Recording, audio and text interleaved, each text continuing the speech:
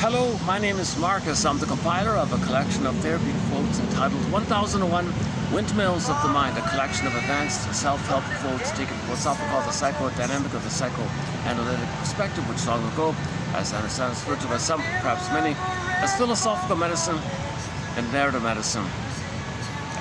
In this video here, I want to continue on our latest thread added to our collection.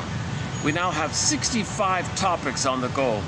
The 65th, the newest one, is called obsessional neurosis, obsessiveness, OCD, whatever you want to call it, something in that kind of area. And it started about 10 videos ago with the work of a shrink back in the 70s, mainly by a guy named Joseph Barnett. Unfortunately, there are no books or video or audio or even photos of the guy. But he left behind about a dozen articles on the topic of obsessiveness and other personalities under the umbrella construct or theme or idea that personality centers around how we deal with affect. Affect is a signal or feeling or emotion or sensation, bodily commotion, something going on that animates and you feel around your needs being met or unmet. If the baby's needs are met, fine, the affect is great, pleasant, feels interest and curiosity and warm and delight. The blue jay and the bluebird and the golden ball, he feels great if the needs are met. Okay? If the needs are unmet, whoa, baby's gonna feel a lot of tension and fear and stress and shame even. Now pain and shame, cortisol, adrenaline, panic, survival, oh my God, fury, rage, desperation, SOS, help mother, SOS. And then mother doesn't respond. You get fantasy, devouring fantasies, destructive fantasies, and then it can rebound into himself as a cry for love to the mother onto himself, hurting himself like that. So if the affect around needs not being met, so we're talking about the need for a secure attachment style, a secure, basic trust, rhythm of safety, rhythm of bliss, where the once the mother continues, okay, the baby has what's called a symbiotic needs, symbiotic transference needs, where he's one with the mother for the first 4 to 5 months, and then expands onto the world, and then at 18 months, he kind of gets out of that solipsistic, bubble like that, so to speak. So the baby needs a continuation of what he had originally in the womb. So the baby had a womb utopia. He was in paradise, utopia, bliss. He's one with everything. He is everything, kind of thing. How's the lighting here? A little awkward setup here today, so I gotta see what we're doing. Do a little improv here a little bit. I'm in a public, open kind of area here, so I'm kind of limited to the sun and all that. So let's keep going here. Yeah, sorry about the lighting. I usually have this shot like that. Okay, maybe that's okay. So let's continue here. Right, so the baby's in a state of oneness. Garden, Eden, Shambhala, Shangri-La, Nirvana, Paradise, Utopia, Blissful, Unio Mystica, Participation Mystique. It's one with the mystery. It's a mystical, ecstatic, oceanic ecstasy, one guy calls it. A blissful, a delirious euphoria. Like, whoa, the baby's a happy camper. He's floating. He has no concept of himself in any kind of specific place. He's everywhere. There's no sense of time. So he's like infinite, forever kind of thing. And he's blissed out in a forever, no time, no place, static condition or something like that. That's the that's the thing. Needs automatically, man. He thinks he's onto himself. Unconditional, hallucinatory omnipotence. What he needs, poof, there it is. He doesn't understand that the mother's giving it to him. He just thinks he needs it, there it is. He thinks what's around him is him. He's one with everything. So, and he's in this vibrational, transformational thing, the universe and all that. But the babies need this utopia to continue, okay? For the first 4 to 5 months, called a psychological egg. So the womb egg, so to speak, is for the biological birth. But for the psychological birth, that oneness dynamic's got to continue. Mother-infant dual unity, where the mother functions as a self-object for the baby, a symbiotic object for the baby. The mother allows herself to play that role where the baby thinks the mother belongs to him. It's for him, it's for the child. It's kind of one way like that, unconditional love, unconditional acceptance. But now the mother's a little more active. She's attuned and understands the signals and responds. Gets the message and responds. Quote-unquote mind reading, responds. Telepathy, responds. Mother picks up all these things, she can respond. So that's kind of like a continuation of how everything was met in the womb. Now on the land version, outer on the belly, cocoon-like womb, outer womb, social, extended, interpersonal womb, okay, the mother's kind of be present. Now the baby's wiring in the mother's response to his needs. The baby's recording in, wiring in. Human connections lead to neural connections. Interpersonal becomes intrapsychic. The baby's laying down memories wired in. Okay, now, remember, the hippocampus is not there. So there's no kind of sense of time yet. So whatever's recorded, it's going to be like timeless, so to speak. But so what he needs is a setup whereby the mother is reliable and safe, and out of the fusion, out of the oneness, he can feel safe to differentiate from her, because the memory is mother was there, and mother soothed him, mother saw him, mother accepted him, love and understanding. Mother had welcome and delight in his beingness. That's wired in. It's a part of himself. He does it to himself, so to speak, and that moves towards having his ontological birth, his psychological birth, his spiritual birth. Okay, so he's going to be individuation because he can do for himself what his mother did. So mother teaches him how to teach himself, and then he picks up on that. And roughly at age 4, he's considered to be more or less psychologically born, where the map in the mind is differentiation. Okay, mutuality is going to be there, people to people relating, thou to thou, person to person. You know, you're not totally on your own. You have what's called secondary dependence versus primary dependence. Today's topic. Baby's in a state of primary dependence, okay, where he's fully symbiotic, fully primarily dependent. Well, I just realized that, yeah, primary mentation, primary dependence, and later on, when you get your psychological secondary mentation, secondary dependence, yeah, okay. That's a thoughtful idea. What I'm leading up to is, yesterday we did a preview of a quote by, of an article by Miss Tess Forrest, Joseph Barnett's wife, and we'll do another one today as well. I want to do another preview run of a second article by Miss Forrest, Tess Forrest, on the myth, on the Oedipus myth, okay, being a metaphor for family dynamics and the primary dependency. You know, the parents don't want to be parents, and the parents are like children, and they can't be a parent for the kid, and the complicated. The whole Oedipus story is sort of about this issue where the parents aren't really being parents, and the kid is trapped in the oneness. The father's not around, so it's a fear of the triadic issue. It's this famous triadic issue where the parents function as parents for the child, not too preoccupied amongst themselves, battling with themselves, ignoring the child or something like that. And then the child is stuck with the mother because of that. The child needs the father to break free from the mother and have a triangular setup. And that's a theory about child development. The father's got to be there to introduce the child to the world and out of the mother like that. And he's safe to learn things. He's not one with the father, but he's kind of bridging the child out of the oneness of the mother. So the father's got to be present to allow that natural thing to take place. If the father's out of the picture, he doesn't want to be a father, whatever. He doesn't. Maybe he's jealous of the kid or something, or the mother said, "Get out, father. I don't need you. I got my kid. I'm going to call up the kid." These kind of things. That's the Oedipus issue, mother complex. So we'll clarify that. So that's a good article. One of the best articles on the topic of the famous Oedipus complex.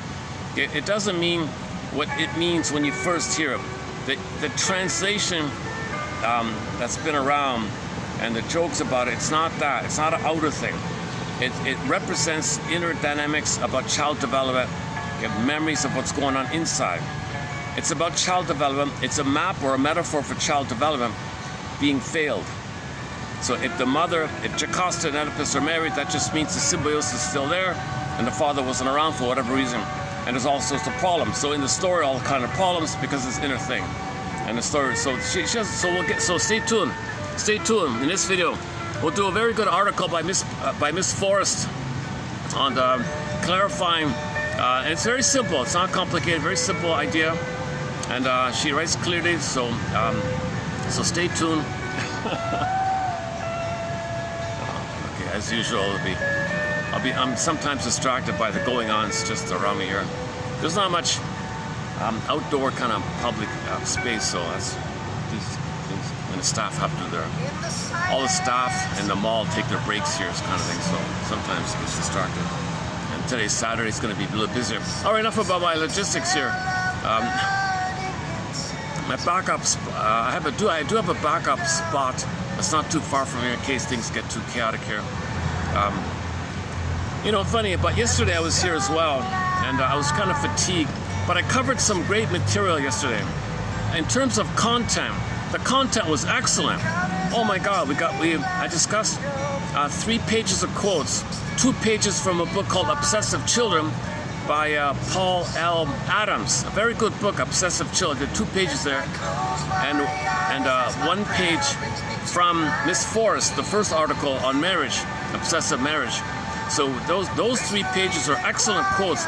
My delivery was pitiful. I was stumbling. I was kind of fatigued like that. I'm a little better today. I'm not fully recovered kind of. So content was very good, but I'll update. I was planning to kind of redo it here, but sure enough, son of a gun, this morning, oh my God, I found another article by Miss Forrest on the Oedipus issue, the Oedipus myth. No, the one that Sophocles wrote, it's a kind of an adaptation of the myth. So there's the myth proper, it's a motif, and the Sophocles guy, the Greek guy, he kind of just put his spin on it. So keep that as a fact, as a thing in mind. I didn't know that myself. And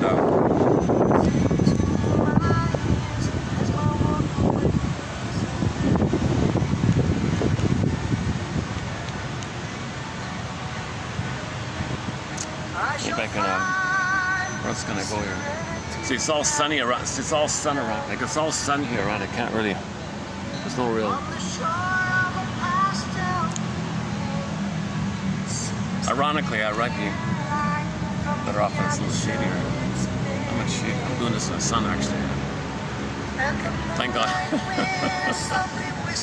So I was planning at the end of yesterday's video. I said that in this video today, I wanted to redo those 3 because they deserve a better delivery. So I'm going to put that on hold, and I will do that. I want to update my presentation on yesterday's video. But on this video here, I want to focus on Miss Ford's second article, Oedipus Family Complex, Oedipus Complex, another complex, okay, and how the myth, that's what Mr. Freud means. This is like the universal myth, like it's the universal problem with humans. Okay, the father's not around, the mother's too demanding and needy, and the child can't develop, be himself, because the parents were being parents. The parents were being children. The parents were parentifying each other, children to each other, and then maybe the mother parentified the child. This whole mess like that. It's kind of like we kind of refer to it indirectly with our jargon, kind of like that. But the myth, the ancient myth, was there for a long time, and then so Mr. Freud adopted that as the fundamental core birth myth of psychoanalysis, starting with that one there.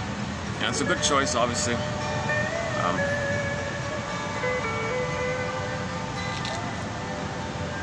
a sec. Let me try like this. Let me change it up here a bit. Oh boy. My chair is kind of a little wobbly here as well. All right. Let me settle in here. I gotta settle in. This is kind of a new little situation here. Oh yeah, I'm playing again. I just discovered this band from Quebec. These Quebecer guys formed a band back in the 60s, formed a band called Mystery. Excellent band. It's a progressive classic rock band. They're classified as a mix between Journey and Saga. And sometimes he does sound a little bit like Steve Perry, a little bit. Not exactly, but and the keyboards make them sound a little bit like the Saga band. Their songs are kind of on the longer side. They're sometimes compared to Triumph a little bit, not exactly. Yeah. So this is the song called "The Inner Journey Part 1" on the grief process. This song is like a poetic kind of journey visualization about grief. Excellent song. We discussed it a couple of days ago. If you want to hear the discussion, check it out. So this is my third time playing it out here. So I'm just I'm going through their catalog. Not most of their songs are copyrighted, but this one, thankfully, I can play this one here. It's called "The Journey Part 1", off an album of theirs called "Theater of the Mind," which is how I discovered them. That phrase, "Theater of the Mind," "Theater of the Mind." I mean, there's a rock album called "Theater of the Mind." I got to check it out. And sure enough, it's from a classic rock band out of Quebec. Never heard of them. They're too good. Yeah, so they're appreciated in other places. They spend all their time, in wealthy areas in Europe somewhere, like Luxembourg and those kind of places. It's funny. I don't know what it is. If the songs are longer, people are bored or they're not interested or something. Their songs are like 9-10 minutes long. Even Triumph can't play their longer songs. Triumph has a great song called Young Enough to Cry. They never play it. Not once did they ever play it. I think it's because they think it's too long. It's one of the best songs. Streetheart has a great song called Storyteller. Another 5-6 minute song. They actually cut it out of the vinyl. I don't know what it is about the length of songs. If the song's good, who cares about how long it is, Yesterday we closed up with the 45-second song, a great song that's only 40 seconds long, called If You Won't Leave Me, I'll Find Somebody Who Will, by the singer Warren Zevon. Go to the short section, you'll see it there. I filmed it, yeah, right here at this very spot. Or look it up on YouTube. If You Won't Leave Me, I'll Find Somebody Who Will. It was commissioned to be the theme song to a TV show that never got made, but the song was saved. So it's one of the best TV show theme songs, although there's no TV show for it. But technically, it was written to be the theme song for a reboot of the Route 66 show, the classic show Route 66. Great song we discussed yesterday here. So that's like 40 seconds long, and you got other songs that are like 10 minutes long. Oh, if they have to do their chores here, I might have to get out of their way here.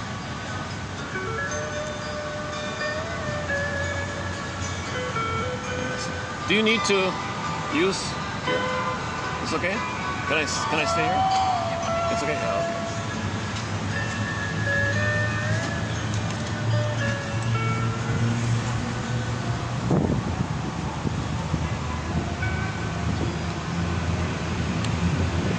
okay. Yeah, so the song is called The Inner Journey Part 1.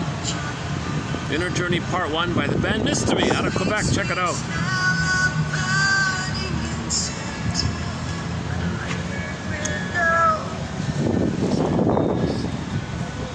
One sec. And the sunlight caresses the autumn through the colors of a stained glass window. It seems to be reviving all clear from its sorrow. And I close my eyes as my prayer brings me to my knees. And gracefully the choir sings. You arrived here too late. The master had you.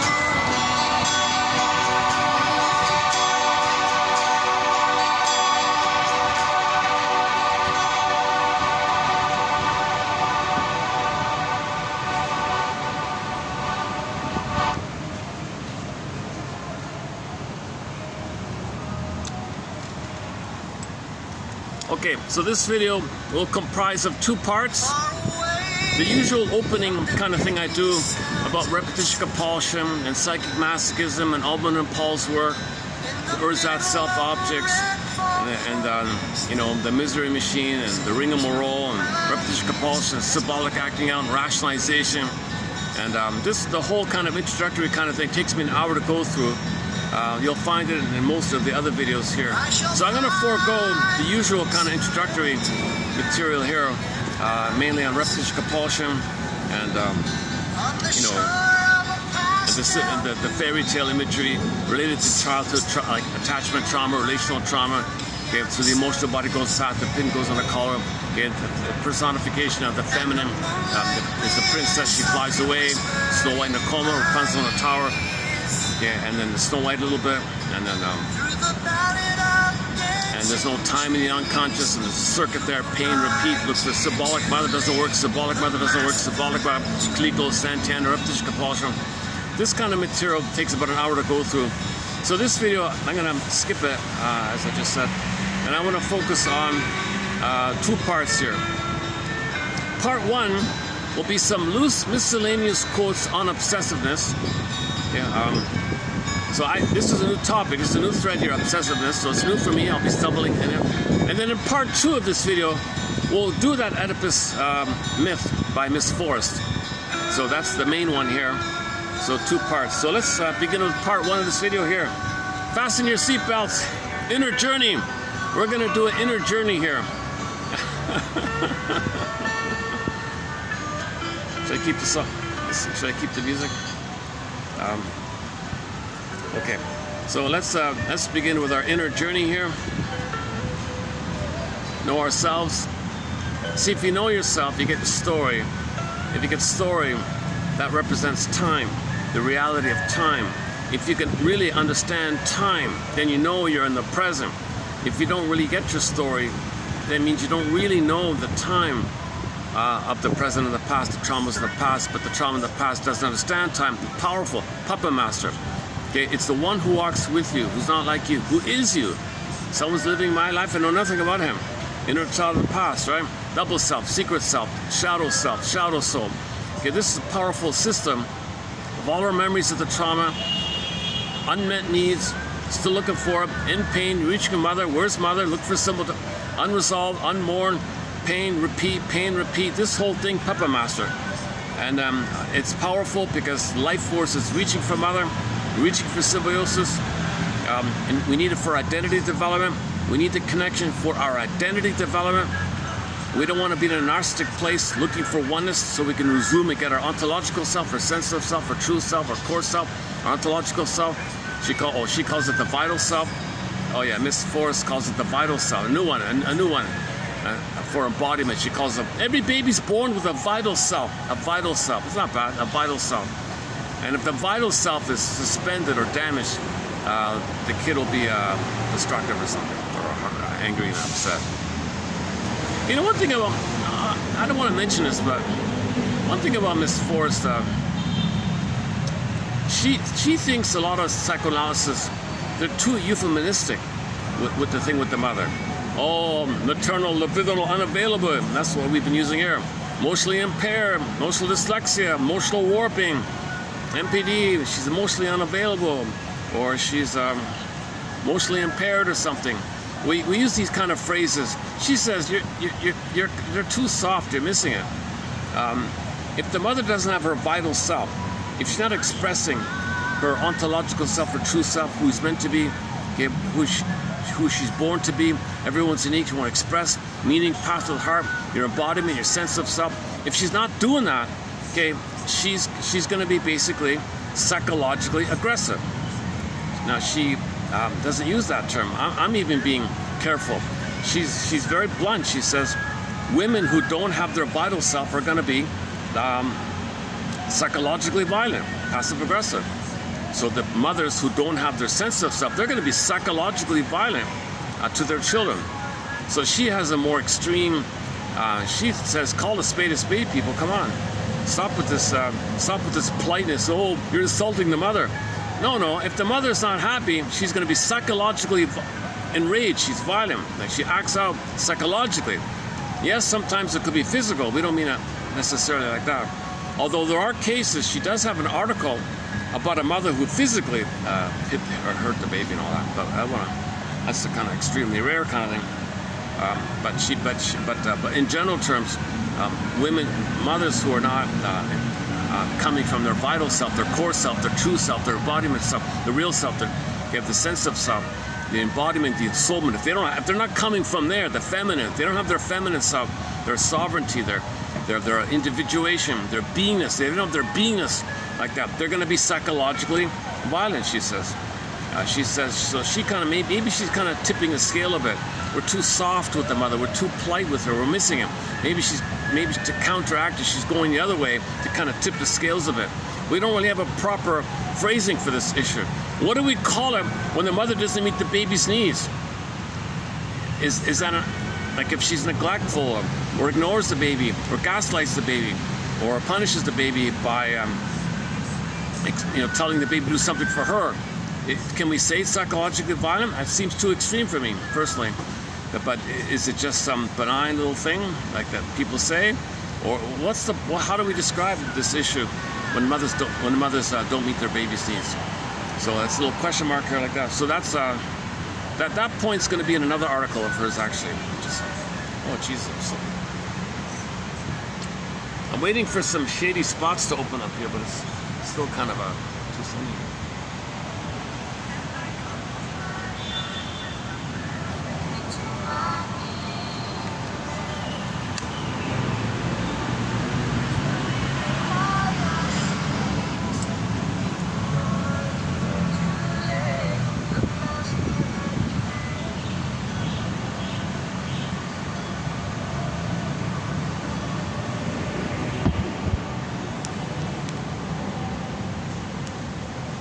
Okay, you ready for part one? So part one's sort of the easier one, I think, the easier part. So these are just some general, loose kind of quotes I found on the topic of obsessiveness. Let me preface a little bit with Barnett's theory about it, first of all. The affect, if the baby's emotions and signals around his needs not being met get imploded in, it leads to obsessiveness, paranoid, and depressive personality types. Okay? If the affect still kind of pops up, popcorning up, grasshoppering up because of the explosion of affect, it leads to hysteric, impulsive, and acting out. But the emotion is crude, they can't hold it, they don't understand it. So it's hysterical, hypochondria, BPD, histrionic, okay, squawking parrot kind of thing, complaining, don't know what it means, not clear, a lot of emotion, but can't fully feel it. But it's there. It's kind of considered like a archaic, raw affect or something popping up. So she's kind of so-called histrionic or hysteric. So that's the hysteric, impulsive. You jump for the drink or whatever. Acting out. Well, that's the the physical anti-out, acting out. When there's kind of a physical way to deal with the emotion. So you got an emotion. The person might be dramatic in her display or something. Look at me, look at me, look at me, look at me, or something. So that's the cry for connection to get the oneness. The histrionics overtly display their narcissistic status, looking for connection by approval, by attention from others, hoping that'll be the oneness to resume development, to get out of the narcissism, to get their true self, their vital self back. So they need the connection to get the vital self. Yeah. So the impulsive, we kind of know, and the acting out is like a physical, a cruder kind of I don't know. It's the most disturbed one because it's the most harmful one is the antisocial like that. If it's acting out like that. And okay, so he calls so if the affect pops up, you get those three basic types: hysteric, impulsive, and acting out personalities. Okay. If the affect, quote unquote, implodes in, pushes in, whack-a-moles in, it leads to the obsessive, where he's going to take refuge in minutia, trivia, OCDism. And that's like spinning around and taking some kind of narcissistic compensation refuge. If he's perfect in some good little micro thing, then maybe covertly he'll hide his narcissistic issue. And if he's a good boy and people say he's a good boy, he gets a connection with other people's approval by his performance or being knowledgeable in some kind of micro thing. So he'll be a specialist in something trivial, hoping that someone will say he's a good boy. But the hysteric overtly shows his or her narcissism to get connection. So the two needs are connection for identity. Connection, identity. When the baby's connected with the mother, he can have his identity blossom and continue. His vital self, his true self, leading to his psychological birth, his individuation, his vital self birth, psychological birth. Okay, you need that connection for that. They go at the same time. So all six types, all dysfunctional personality patterns have this issue of a quote-unquote dependency. She calls it primary dependency and the primary narcissism. You need the connection to get out of the narcissism. Your narcissism develops with the connection, identity, connection, identity. It's not like an either or, they're both going on at the same time. All babies have two things going on at the same time. Connection, i.e. attachment, bonding, attachment, oneness like that, safety, rhythm of bliss, rhythm of safety, mother's attunement, mother's entrainment, mother's sweetness and tenderness, and mother's supply, and mother's presence, and then the blossoming of the budding beauty, the baby's budding beauty, called the emerging self. Okay, she calls it the vital self, whatever. Let's just stick with the emerging self. It blossoms in the soil of the connection. So the connection, identity development. Connection, identity development. He calls it dependency needs and narcissistic needs. to have your narcissism, to get out of the narcissism, you need your narcissistic needs met. It's a developmental thing, and then finally you're out of the narcissism. So when this has failed, the affect will be there. If the affect signals up, okay, popping up, you get the hysteric impulsive acting out. And for the hysteric specifically, the narcissistic side of it is overtly displayed. So these are the people who say, look at me, and people look at them, other people looking at them is a fantasy that they're still trying to get the oneness. But other people looking at them doesn't translate to the oneness you need it back in the nursery to resume your identity develop. But they're doing it again and again. When real needs are not met, you have the unconscious hope to still keep trying to get a repetition, compulsion, no time, pain, no time, pain, no time. So hysteric will show their narcissism, look at me kind of thing. And they'll be impressionistic and hyperbolic in their speech, or dramatic and colorful, like parrots and peacocks and things. It's not precise what they're saying. It's a little hysterical, a little exaggerated, but they got to be seen. They got to get attention. They're desperate to get the connection. Okay, so that's the way to think about the two needs. Okay? That when they openly show, because the affect's popping up, that's for the connection, and the narcissistic is related to that. That's the theory. And then for the implosion of affect, the narcissism is going to be hidden in, covert in, secret life within, and he's going to take refuge in minutia and be a perfectionist in some kind of minutia, because he thinks if he's a good boy, then mother will say he's a good boy. He'll get the connection to mother when other people say he's a good boy. Even if he gets all A's and the teacher says he's a good boy, that's what he's trying to do. And he might be obsessive like that throughout his life. The issue with the implosion of affect, the more troublesome area, I guess. No, you can't quantify. It's not either or. They're both hurtful. I don't know why. It's tempting to think that hysterics have some kind of hope or something. They're communicative, but they're both harmful. They're both destructive. Their needs for identity and connection were not met. So there's just a variation. There's just variation on the expression of it, the variation of the cry for it, the variation of the symptoms that'll come about it, a variation of their behavior, but the underlying thing is the same. Both have needs for both. Okay, there's just little variations, colorings like that. So the hysteric displays the narcissist for the connection. Yes, they're kind of considered a little more spontaneous or bubbly, or not spontaneous. They're a little more impulsive or a little more expressive, because they're showing some sign of emotion, although they don't know what it means. They can't articulate it. They don't fully embrace it. It's just some kind of erratic thing like that. Now, the obsessive implodes the affect. That means he can't know mother hurt him. He doesn't want to feel mother hurt him. As a defense against feeling, he's got to fragment his thinking. So instead of real thinking, the obsessive, they don't want to do true thinking, real thinking. So what they do as a defense, because real thinking might get the truth and you might link things up, then you get a feeling. They can't handle the feeling. So to not get the feeling of mother hurt them, the mother's hypocrisy, mother's betrayal, mother's double bind, it was so painful to show an emotion. Mother said, you can't be angry at me, it's all about him. And they close in. He never wants to know the truth. So if he thinks clearly, he might get the truth. So don't think clearly. Obsessives don't think clearly. They're not coherent. They're not really even logical. They're kind of a little absurd sometimes or something. But if they focus on some minutia, if they identify some minutia, some trifle, some trivial little thing, and have a real focus on being perfect in that little thing, that fragments. That means they don't see the forest. They only want to see the trees. They don't want to see the forest, because the forest is the broader thing. They don't want to know the broader thing that mother hurt them.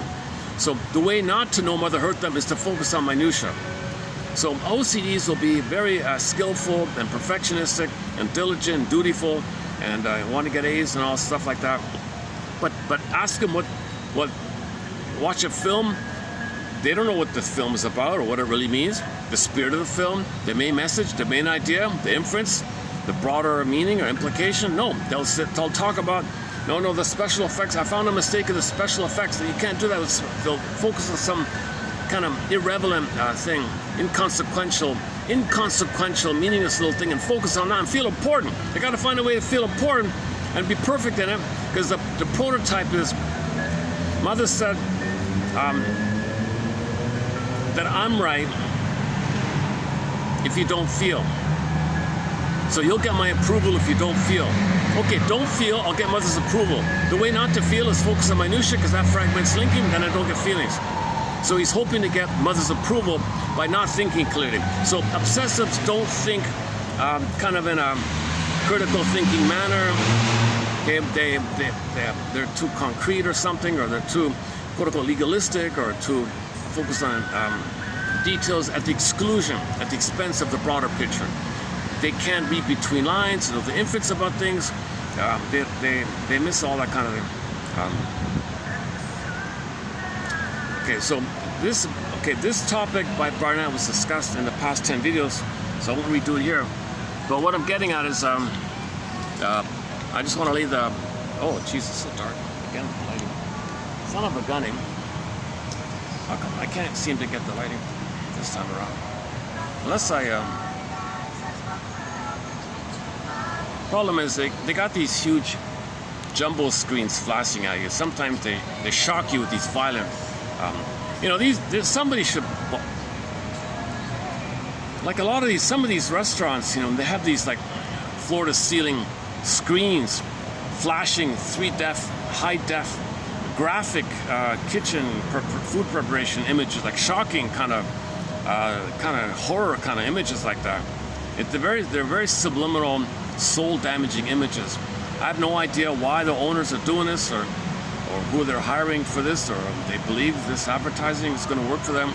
It's a horror images, and I don't think it's going to work. People are going to be terrified and withdraw. Who's going to want to go to a restaurant that shows you these flashing images? Even ads that do this to you. I deliberately now don't patronize any products if their advertisements do this really soul attack.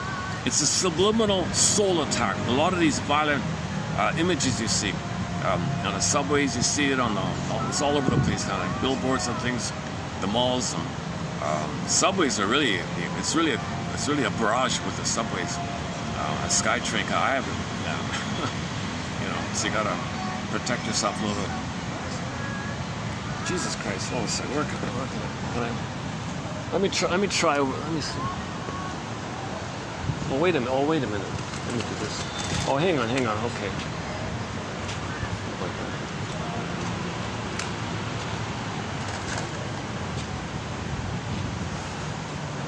Let me take a short perspiration moment here. Hold on a second.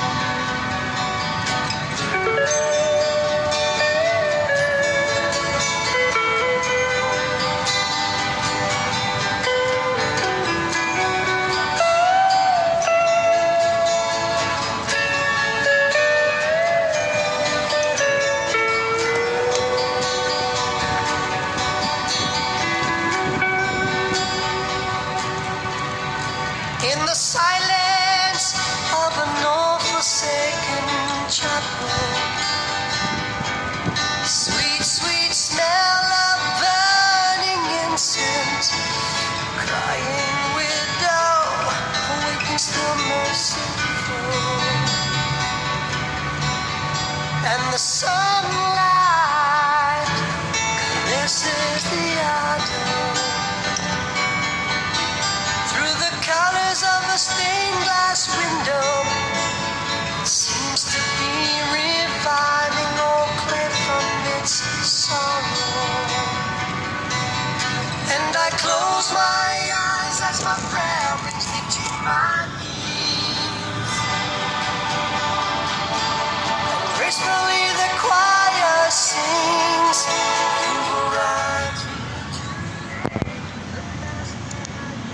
try it here for a bit.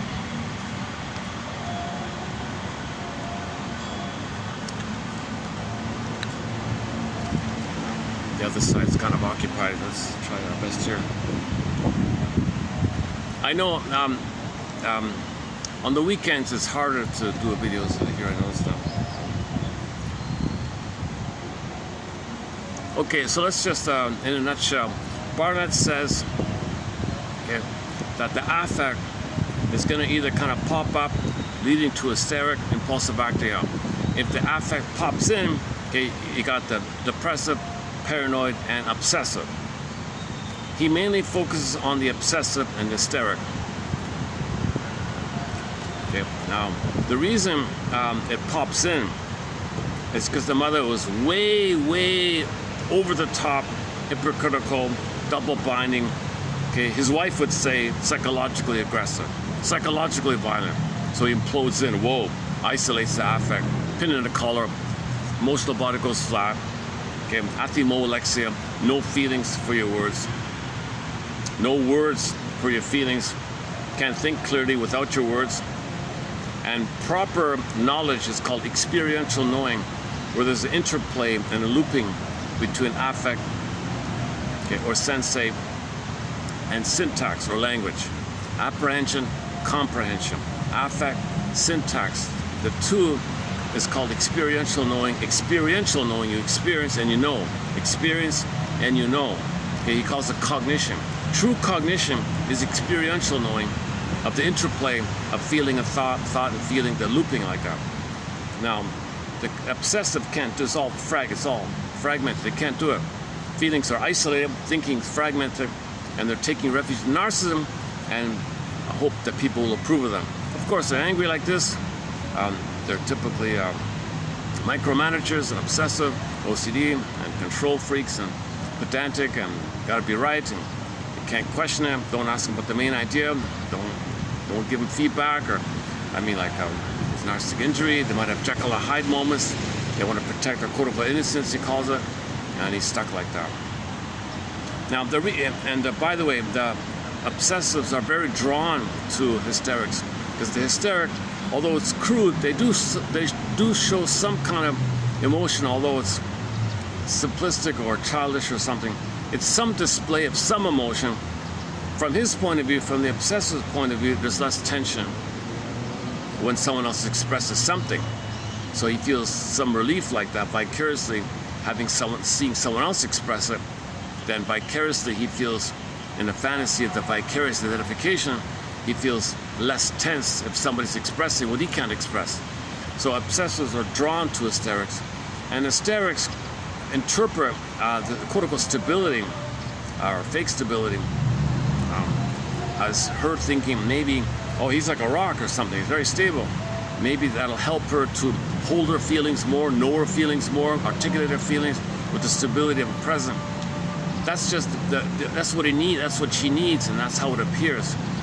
Now, if the two of them are conscious and learn how to communicate and make I statements and read Barnett's quotes and his wife's quotes, I think they can communicate and grow together, heal together, because the attraction, Barnett says, is positive in the sense that they want to be more rounded out. He wants to feel more. She wants to be able to feel more and articulate, express it properly, fully. He wants to feel more and have proper thinking with the feeling. So he wants to feel and think and have experiential knowing. She wants to feel and think, have experiential knowing. It's just they're both damaged, and just the image of the damaging is a little varied, but they're both damaged, but they both want a proper healing place called experiential knowing. So they're both drawn thinking that maybe they can help each other in that kind of sense. But that's just like, that's in cases where they're conscious of the situation. If they read this kind of stuff and they're aware of this situation, and he knows she explodes the affect, and she knows he implodes the affect, and they know how to communicate, and they know what they're going through, they know what they're dealing with, and they can help each other in a kind of a quote-unquote secondary dependence, interdependent, secondary dependence, and minimize the chance of symbiotic primary dependence, because if you're still trying to get primary symbiosis, they're going to trigger each other, and instead of the marriage becoming like fine wine over time, it's going to become sour milk, because if they're still trying to parentify each other and get a symbiotic dependence, she wants the affection of the mother sweetness in it. He has a taboo on feelings. The man will interpret the hysteric wife's cry for connection as the hypocritical mother. He'll withdraw more, detach more, become more aloof, more cold, more detached, more stiff, more rigid, more turgid, more pedantic. She's going to be triggered. You're abandoning me. She's triggered. She tries harder. He's triggered. He withdraws further, and so on. So those marriages become devitalized. Those marriages leads to emotional cutoff, emotional divorce, those kind of things. If they stay together, then they got to compensate with outside interests, work, and other things. So those marriages get worse and worse. The kids will be scapegoated sometimes. Kids are brought in to be scapegoated. All the tension they feel to disperse. The kids. Okay, so this is so Barnett had Barnett's first. Oh boy, what's with the lighting today? Today's a little different with the lighting with me here. Can I go back to my regular spot? I get better lighting. Oh, wait a minute. What about like this? Hey, what about just like this? Yeah, okay. Oh, I gotta see the people. That's okay. Yeah. Let me make a little adjustment.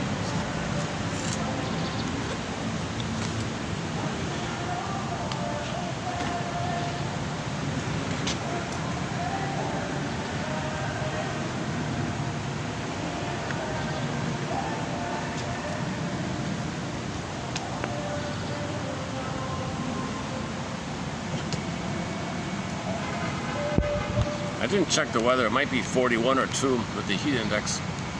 Maybe it's only 35 officially, but with the feel real and all that. Is it okay? Oh, no, lost it. Oh, Jesus.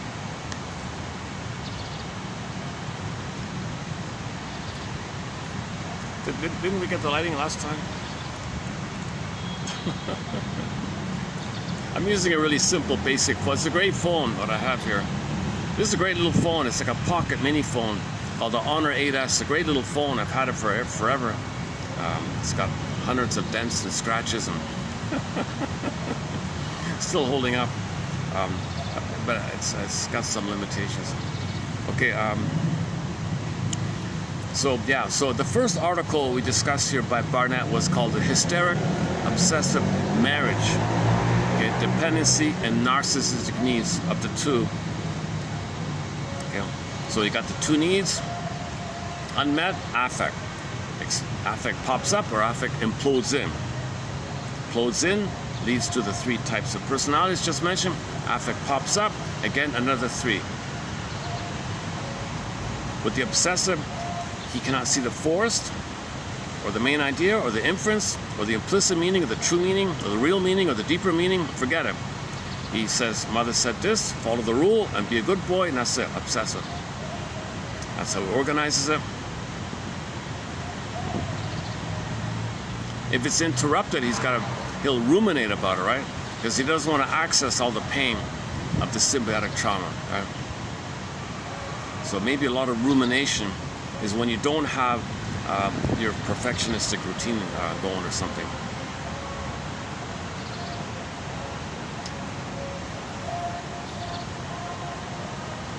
If the hysterics don't get attention, they might have an obsessive rumination because their routine is interrupted or something.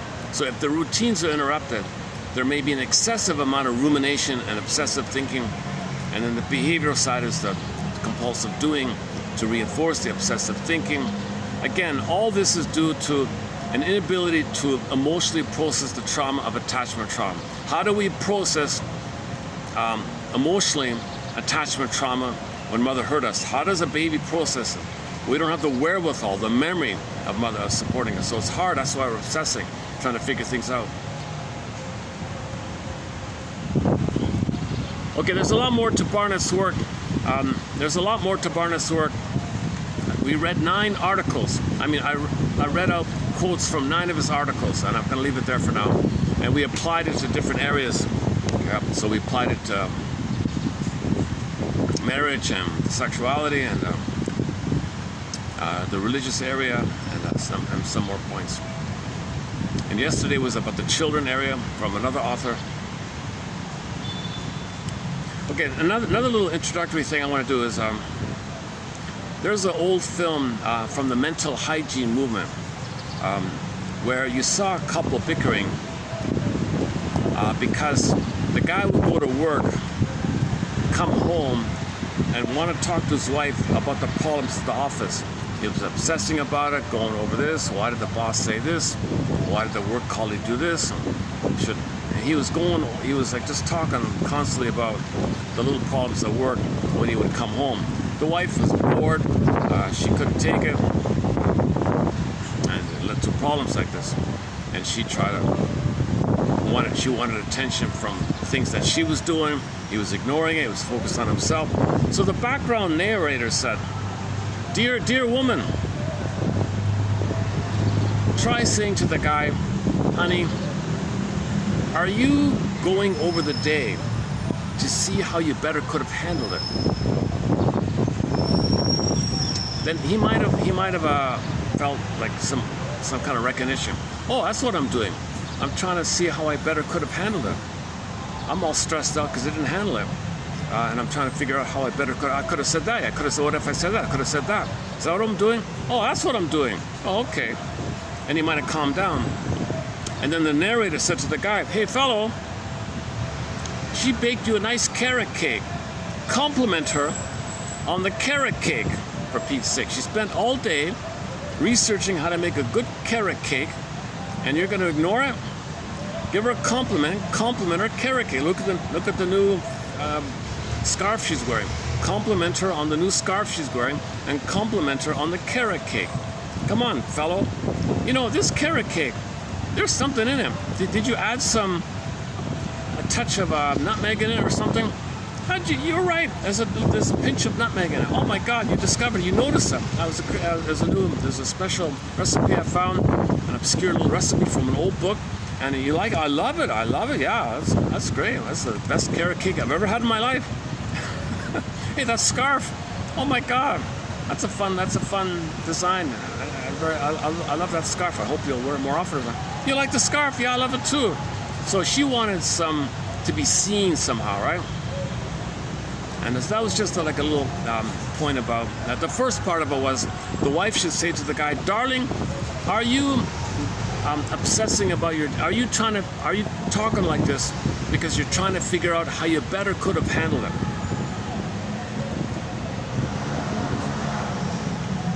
Process it, right? Okay.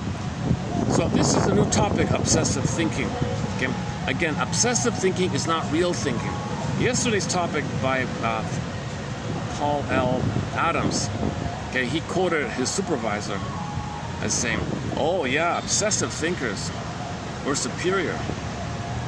We're like aristocrat. We're like the wealthy, because with our obsessive thinking, we can make money because we don't feel. Less we feel, the more we can plunder the planet, make money plundering the planet. So we're superior." He was appalled that his supervisor would say that. So luckily, he himself became a top shrink and wrote an excellent book called Obsessive Children. So that was a comment from yesterday. So what he was trying to say was, obsessive thinking is not real thinking. It's absurd, it's illogical, it's wacky, it's creepy sometimes, it's just choppy and schizophrenic a little bit. Now when he gives you a long lecture about some minutia, maybe it's perfect, he gets an A+ or something. But if it's got a link to something, you'll notice a lot of convoluted he'll weave around, dodge and hedge, and equivocation means that you could be hedged, and he'll try to bluff or something. If you listen carefully, it's all gibberish kind of. So he can't think clearly, because the prototype, the triggering would be, he'd have to think and know the truth that mother hurt him. He doesn't want to know mother hurt him, so don't think and you won't know mother will hurt you. So as defense against feeling, don't think properly, do what's called obsessive thinking. So that book, Obsessive Children, so I'll redo those quotes, but if you don't mind my choppy delivery, you'll get it in yesterday's video here, and it's coming up 32.90 or something like that, somewhere in there.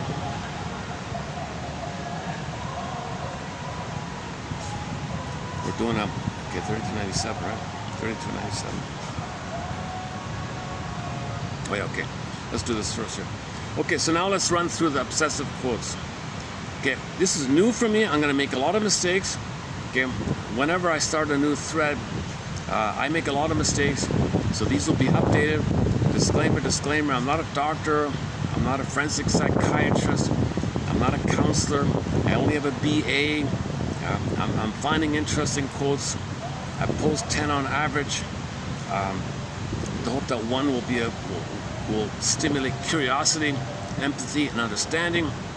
The hope is that in every video you'll find one quote that will stimulate curiosity, empathy, and understanding, or the other way around. Curiosity, understanding, and empathy. Yeah, probably that way. Curiosity, understanding, empathy. CUE. Instead of a CEU, continuing education unit, here it's a CUE. Curiosity, understanding, and empathy unit. CUEU. Or CEU. Okay, work on that.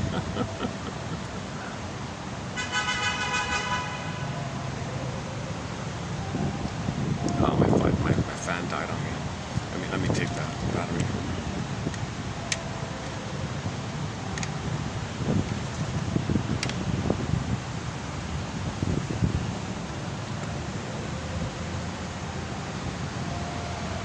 So I can. This doesn't work for the battery. Doesn't work for the fan. This battery. For some reason, there's no battery there. It only goes by the inbuilt battery, which gives you an hour. It doesn't accept ongoing charging.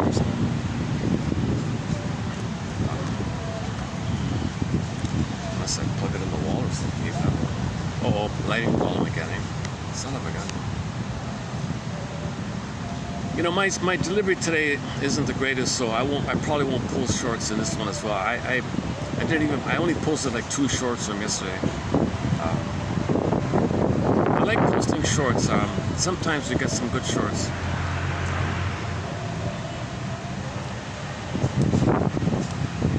Jesus, my goodness, how do I get the light? Sometimes I get it to stay. That's the best I can get, all right, with the lighting. All right. Okay, let's begin. In need of early mentalizing and mirroring, she has thus created a substitute for maternal provision by developing a type of scanning and obsessive thinking that at times appear disembodied from her body, her soma.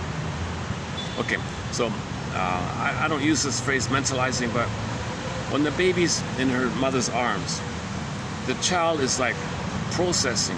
What is the child feeling? Her reverie. She's open to the signals. Her reverie. What's going on with the baby? Her reverie. Her mentalizing. She's thinking about, considering.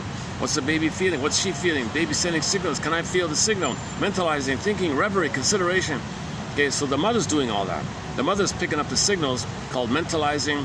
Okay, being psychologically minded. Okay, reverie, listening with the third ear, listening with her heart, listening with her body. She's listening to pick up the signals. Oh, I got the signal. I got it. I understand. And then she replies and meets the baby's needs. Oh, you were telling me you were uncomfortable. Let me make a little adjustment. Now you're comfortable. I got it. Oh, thanks, Ma. That's great. That's wired in. He can now mentalize, have reverie for himself. So it'll come naturally to self-reflect on himself, know his own signals, know what he feels, know what he needs. He'll have it naturally, and it'll be okay. Now, if that's damaged, if this thing is damaged, okay, what fills in the crack there is this obsessive ruminating. What is it? Because mother never did it. Here's a baby trying to do what the mother should have taught him how to do. You see, again, in need of early mentalizing and mirroring. Mirroring is the overall mother's love to the baby. Okay. Seeing the baby, letting the baby see that the baby's seen by her. Baby sees that she sees her. It's not just a visual. It's the overall mothering called containing and holding and soothing. Mirror. Oh, I mirror or respond. mirrored, emotionally mirrored, physically mirrored, vocally mirrored, maybe facially mirrored, whatever. Just this kind of like oneness thing. It's about the oneness thing, right? It's a communicative thing, the rhythm of communication, like that. So, in need of early mentalizing and mirroring, she has thus created a substitute for maternal provision by developing a type of scanning and obsessive thinking that at times appear disembodied from her soma. So these are, if you're lost in thought, ruminating, you're walking along the sidewalk, you don't know where you are a little bit, you might even bump into somebody or something, oh, pardon me, you're daydreaming, lost in thought. So you're ruminating, you're trying to process. Sometimes you're slightly,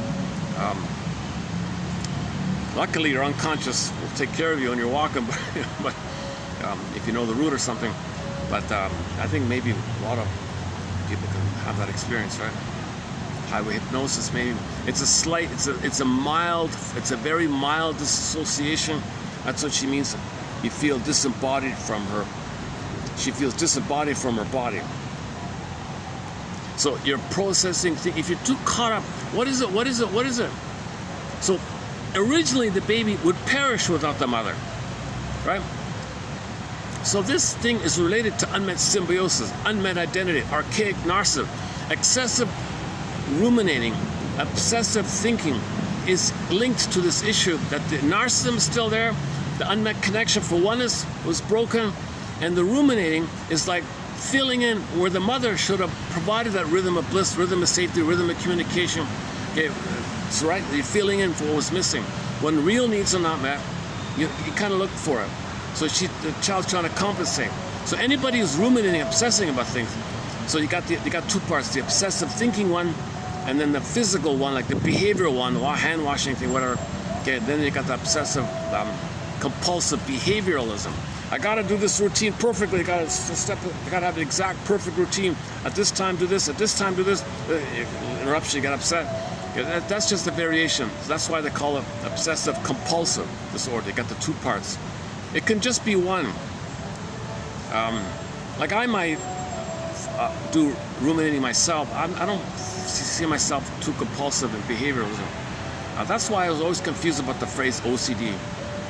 I think that phrase is too confusing. I prefer the original phrase, obsessional neurosis, obsessive thinking, simply, or obsessiveness, or obsessionality even is better.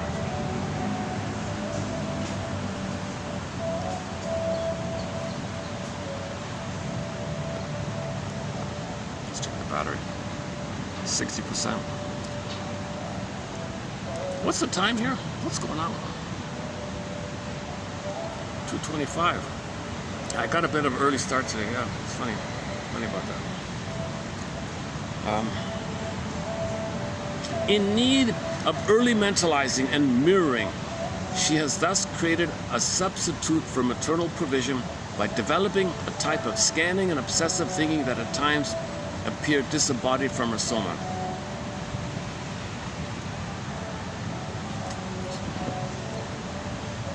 So once again, think about the situation. Baby is in mother's arms. Maybe not comfortable. Maybe mother's preoccupied or something. So the baby shows some sign. Mother, where are you? Oh. Mother picks up. Oh, baby's concerned about the situation here. Baby, I'm here. Let me sing a lullaby. Rock and roll lullaby. I'm here. You're safe. I'm with you. I'm here. I'm always here. We're family. I'm your mother. I love you. You're okay. Oh, good. Woo. All right. Mother understood my signal. I was worried. She said that she's there for me, and I can calm down and I can resume my development. I can stay in the safety cocoon. I can stay in the egg, and I can resume my development. My flower can blossom. Ooh, good. So the mother doing that kind of reverie, mentalizing, okay, psychologically mindedness, or just simply picking up the signals of the child and responding with love and concern, love and care. Okay, this is what we're talking about. If that's crashed, okay, mother's watching TV, just ignore the baby. Here's the bottle, leave me alone. Okay, this is missing. It's missing. That kid will grow up with obsessive thinking and compulsive doing. And then those two things to the extreme can lead to addictive things. So a lot of OCD people might even tag on an addictive item to kind of like OCD on steroids. So addictiveness is probably OCD on steroids, put it that way. Next one, the main focus. Okay, I don't cover anything about CBT, but just this comment here. The main focus of the CBT sessions was to reduce her obsessive thinking, compulsive behaviors, and avoidance related to these problems. So I never really thought of that. So I didn't understand this idea of CBT therapy being specifically addressed to obsessive thinkers. So if somebody's an obsessive thinker, maybe CBT is useful to look at the context, critical thinking skills. Yesterday we played go to YouTube, type in Reading and Critical Thinking Skills 1967. About a 14-minute film. It's extremely simple, but it's worth watching through it. It's a good reminder. It's an excellent basic reminder. I played it here, so you can get a copy of it here as well. The main focus of the CBT sessions was to reduce her obsessive thinking, compulsive behaviors, and avoidance related to these problems. So look for the both and, okay, the dialectical idea, both and, context, pattern. How is this like your life? You've been doing this again and again. This thing that you're doing, how is it a general thing in your life? When do you think it maybe began? Maybe that's why you're doing what you're doing now. Does that person remind you of something? Is it familiar?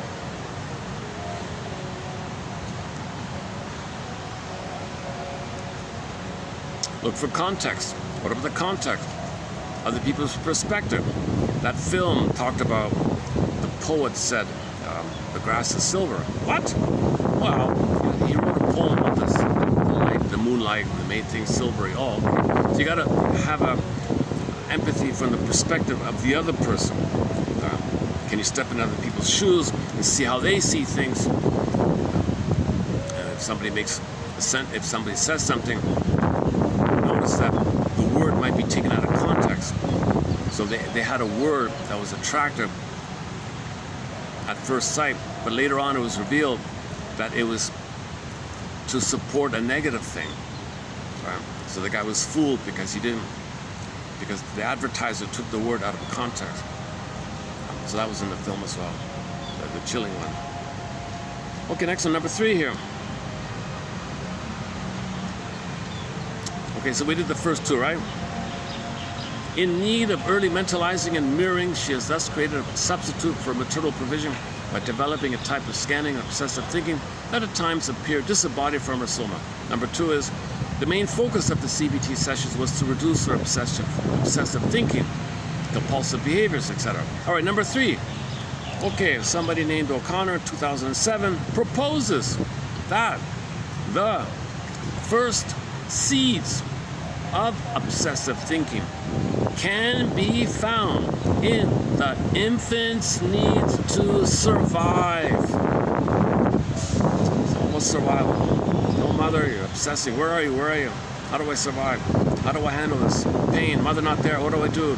It's about survival. Okay. Again, O'Connor proposes that the first seeds of obsessive thinking can be. So if anybody is OCD, okay, mother hurt them. Put it simply like that. It's very simple. If somebody's dysfunctional, somebody's neurotic, mother hurt them. All this dysfunction. And your dysfunction is repetition compulsion, hoping for a better past from your mother.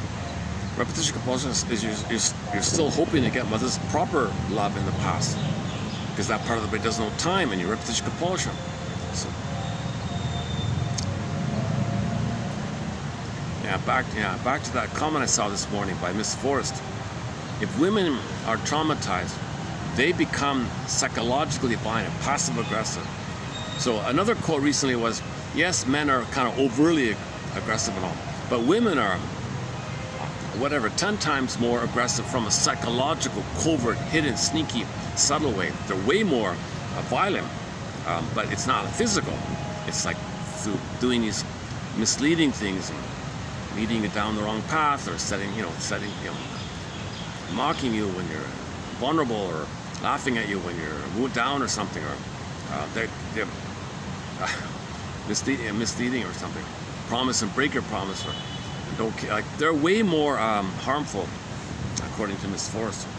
Interesting. Oh my God, an artist is a huge fan of Miss Forrest. Remind me and I'll dig up her photos. An artist drew a portrait of her called Tess in Blue or something.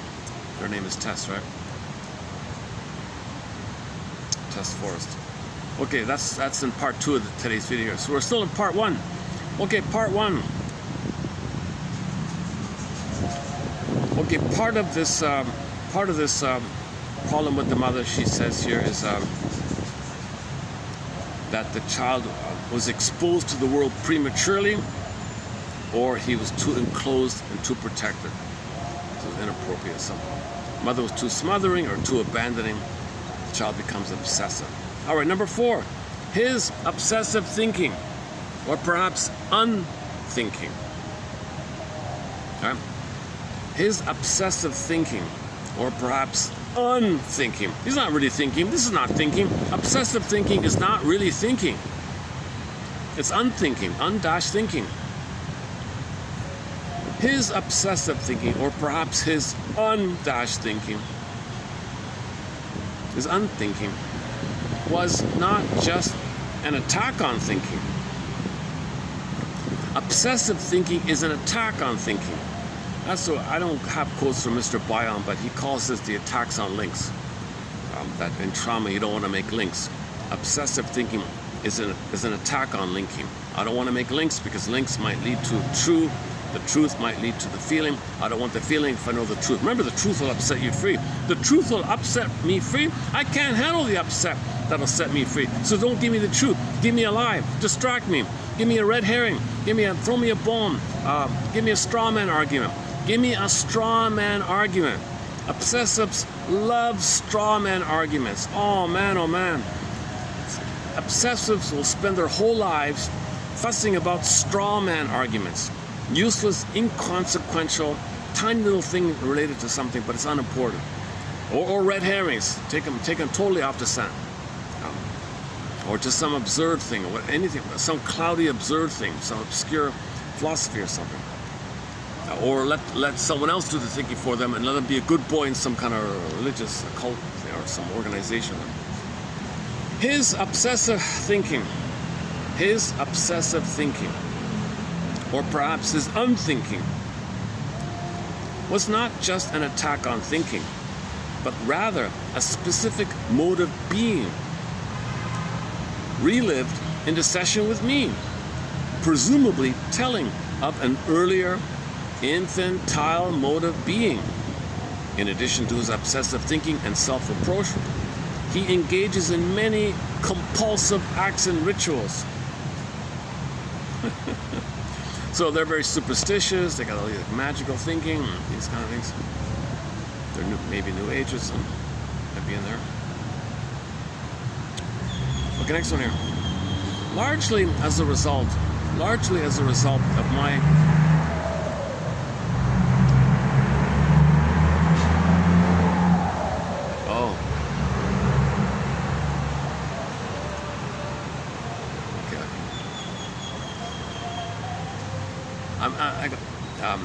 I have to leave here.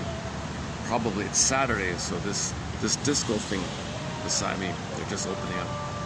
The staff just arrived, preparing for their. They probably open around 6. So it's only 3 o'clock, right? Still got a couple of hours.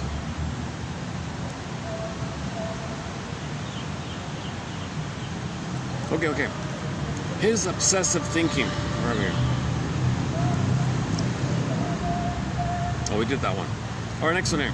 Largely as a result of my consistently interpreting her reactions to me as transference displacements from earlier relations with her father and older brothers, and suggesting reconstructions, we gradually understood her phobias and their attendant obsessive thinking, largely in terms of her reactions to observations that would happen with their parents. All right, this is the first time. This is the first time I'm mentioning it. I've seen this so many times. I don't know about this, but this is. I don't remember it myself. I don't remember myself. I have childhood amnesia, so this is related to childhood amnesia.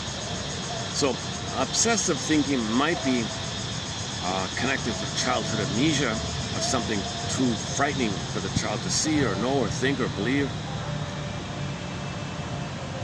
Okay, let's leave that one. Oh, next one. His self-hate and the attendant obsessive thinking about how to correct his felt deficiencies are the expression of his apparently merciless grilling as a child by his father. Oh, that's pretty obvious. So if the mother grills you and the father grills you, what do you mean? What'd you say? If the mother's paranoid, what'd you say about me? You said something. Didn't tell me. You're lying. I know it. If the mother or the father, whatever, you're embarrassed. How could you say it? I didn't say it. You said that I saw it. No, I didn't. If the mother grills you like that, you might end up with an obsessive thing in the mind. The ultimate victory over an eating disorder. The ultimate victory over an eating disorder would be to free oneself from compulsive patterns and obsessive thinking.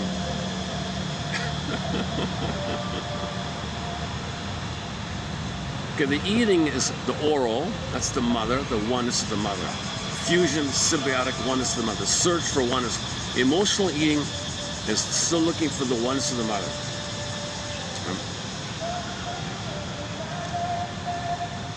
So they're synonymous, right? Overeat. So emotional eating and obsessive thinking are synonymous.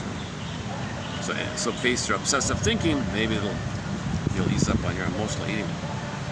He feels confused. Next one here.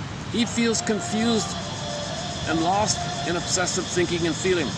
This behavior, it is hypothesized, resulted from a series of traumatic experiences with his mother and father. Another one like that. All right. Okay, so here's the second quote that traces obsessive thinking to trauma between the parents. The parents fighting all the time. If the parents are fighting all the time, that kid might become obsessive. What do you mean? What do you say? What does that mean? Why do you say that? Does that mean that I because of me? Obsessive thinking and compulsive, ritualistic, undoing behavior is likewise characteristics of some of these prophets. All right, I didn't get into this one here, but one guy quoted some of these religious books or something. I didn't look into this, but he wanted to point out, if you read some of these religious books from his angle, it's kind of obsessive, isn't it? Oh, this and that, and that'll happen, and that might happen, that could happen, and this grand thing, what if that, and God, this angry at you, and don't do this. The whole book might be an obsessive thing. Some people say the Course in Miracles is a bit like the repetitive, obsessive, over and over again. That woman who wrote that had OCD, and the whole book is just one massive OCD kind of thing. I tried to read a little bit of that book. It started off promising a little bit, and then, okay, it's vague, repeating, overlapping, vague, overlapping, repeating, vague, overlapping. What the hell is this thing? It's like washing your hands. You're washing your hands again and again and again. It's kind of like a verbal, it's like a writing, washing hands thing. Massive popular book, right? So these religious books or something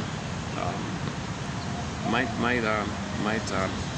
function as a vicarious OCDism, as a defense against true thinking, as a defense against feeling. That's what happens with trauma. As a defense against the truth of trauma, engage in OCD thinking, and here's a packaged, ready-made, handed to you OCD thing. Oh, just read the OCD thing. Gee, I love reading this stuff. It's OCDism. I don't have to think and feel.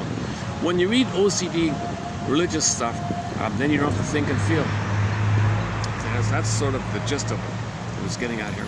Obsessive thinking and compulsive ritualistic undoing behavior is likewise characteristic of some of these prophets.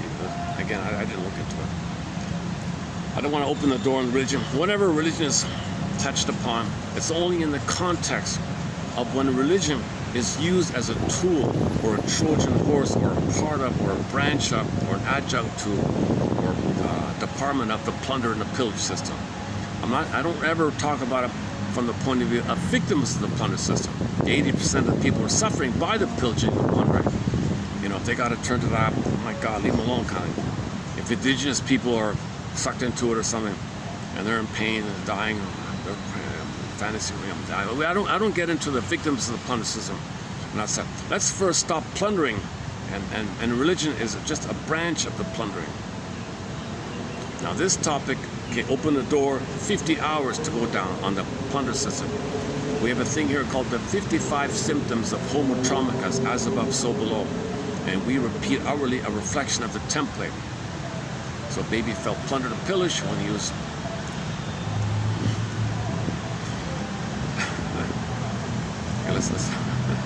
So the transition from global village to global pillage was an accident. Babies were removed to create flying monkeys to pillage. They were hurt. They felt pillaged, so they pillaged. They become pillagers because they felt their soul was pillaged. They become pillagers, identified with aggressor, repetition, compulsion. Do unto the planet was done to you. And we've been in this mode. And to greed doesn't work, greed doesn't work, and plundering is to greed. They can't accept goodness, so envy, racket, greed, search, can't accept goodness, racket, greed, envy, called grenvy. So we're destroying the planet, we're eating up the planet as fast as we can in this obsessive, manic, obsessed OCDism. Yeah, we could say it that way, that plundering the planet for a quick buck is an OCD activity. It's an obsessive compulsive disorder. Humans have, or homo OCDicus, OCDicus, homo OCDicus, homo OCDicus, homo OCDicus, homo traumicus, homo OCDicus, oh my God, homo neuroticus, homo neurotic, homo obsessional compulsive neuroticus. How's that? Homo obsessive compulsive neuroticus, dysfunctionalcus, plundering the planet for a quick buckacus, short selling the planet for a quick buckacus, or homo obsessive compulsive, short selling the planet, plundering the planet, eating up the planet for a quick buckacus. Gotta work on it. So the OCD is the trauma, not getting the connection, and when babies are removed to use them to plunder, now you got the most traumatized called the schizoid psychopaths, who are the cold, detached to crepe flying monkeys, so they're kind of the planners like that, the behind the scenes one. And crepe flying monkeys, that's the 5 and the 8 on the Enneagram. So the obsessives and the paranoids and the depressives and the schizoid, okay? The implosion of affect. They'll create bullies and impulsives and hysteric to plunder. Maybe they're used like that. That's what he meant. That patrician damage or something. See the damage. See the people at the top. They're plundering the planet, so they think they're superior because they're getting away with plundering the planet. That's psychopathic mind. But their homeostasis is to not feel. The only way to not feel is to search for goodness, wreck it, so they're not triggered that they need it, but they gotta search. But they can't accept it, so wreck it, search, can't accept, wreck, search, can't accept, wreck. Okay, so we're plundering the planet, eating up the planet for the homeostasis of the trauma. When babies have to implode the affect, and this will take place when babies are removed from the mother. That's the start of the thing from 10,000 years ago. It was an accident. It was an accident because of the panic around the mismanagement of our discoveries. One theory, village to pillage, remove the baby, make him a flying monkey, we'll pillage. And we've been in this loop for 10,000 years.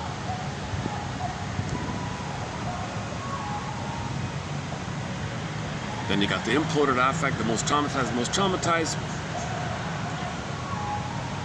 using the other ones, the exploded affect ones, to do the work, to do the actual machinations, the plundering. So now you got the 3 types, I guess. You got the behind the scenes plunderers, the ones around were paid, and the 80% plunder, and then it spreads like that. So we're eating up the planet for quick buck. And yesterday was a news item that they're going to accelerate, with the AI, they're going to accelerate, like AI can accelerate plundering the planet for a quick buck. Like whenever this technology, things kind of speeds up, right? So that's why know thyself, know thyself. If we know ourselves and think properly, we'll get the feeling. Once we get feeling, we're good.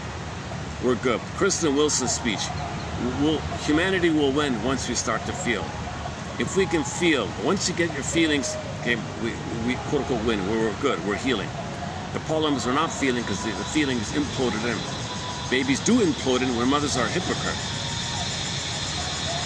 Out of mother's narcissism, she says she's great, but the baby feels her hostility and rage, so he implodes in. Mother's hypocrite. That's why they don't want to know the forest, or main idea, or the inference of the truth. They can't handle the truth.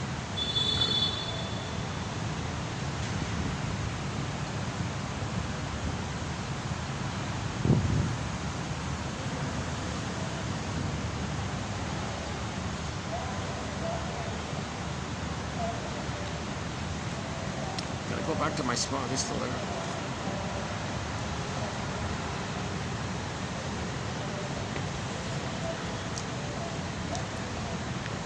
Okay, the lighting's not great here, but let's just stay here for visual convenience. Okay, next one here. Lizzie's separation anxiety, obsessive thinking. Magical operations can be understood as extreme defensive maneuvers in the service of preserving the tie to the parents whom she desperately needs. So you can think of it as separation anxiety. I need mother in the mind, but if you think you're losing her, how can I keep her in? But you got to be dysfunctional to keep her in. So you're obsessive because you can't feel. But if you feel, you lose the mother. You lose the mother. Separation anxiety. Separation anxiety. I don't want to lose the mother. Obsessive. I got to keep the mother. But if I keep the mother, I'm hurt, and I obsess. So you see, so you got the mother in the mind, the memory of what your mother did to you or didn't do to you. It's all recorded. However she hurt you, there's some kind of recording in there. And you're angry at her and you're angry at yourself, but that's your tie. That's the tie. So you got to hate yourself. That leads to obsessive thinking because you didn't get the oneness. How do I get the oneness? Mother's hurting me. How do I get the oneness? Wait a minute. Separate from her? Possibly like feel and separate from her? Mother's love was conditional. Mother said, I'm only here for you if you don't feel. If you feel, I withdraw. How do I manage this? So this obsessive thinking is also related to the idea called separation anxiety with the mother in the head. Okay, all right, okay. Okay, next one here. Obsessive thinking of other things. And compulsive involvement in activities may later lead to emotional bankruptcy, to what Erik Erikson called despair and disgust.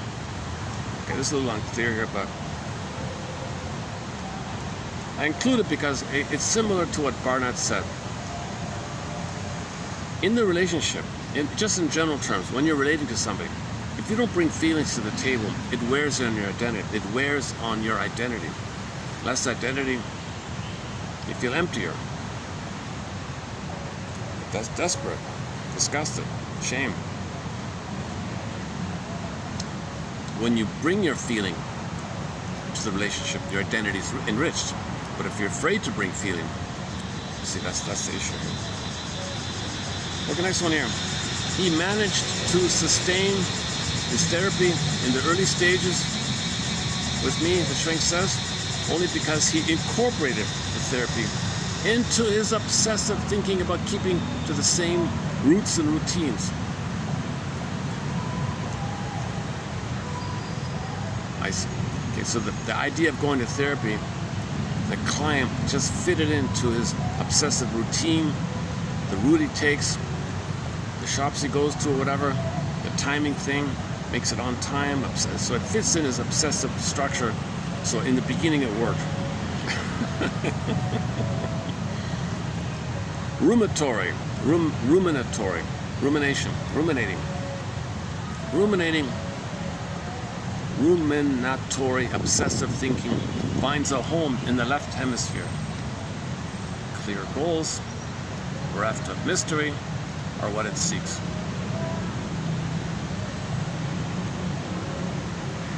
Okay, let me try the other side. Let me take a quick peek to see if I can make the move over. Let me try like this.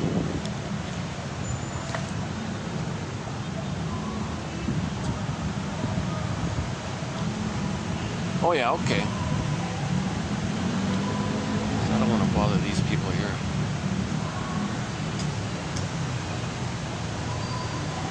Yeah, give me a minute. Maybe I can move here for a minute. Give me 5 minutes. Hold on a second.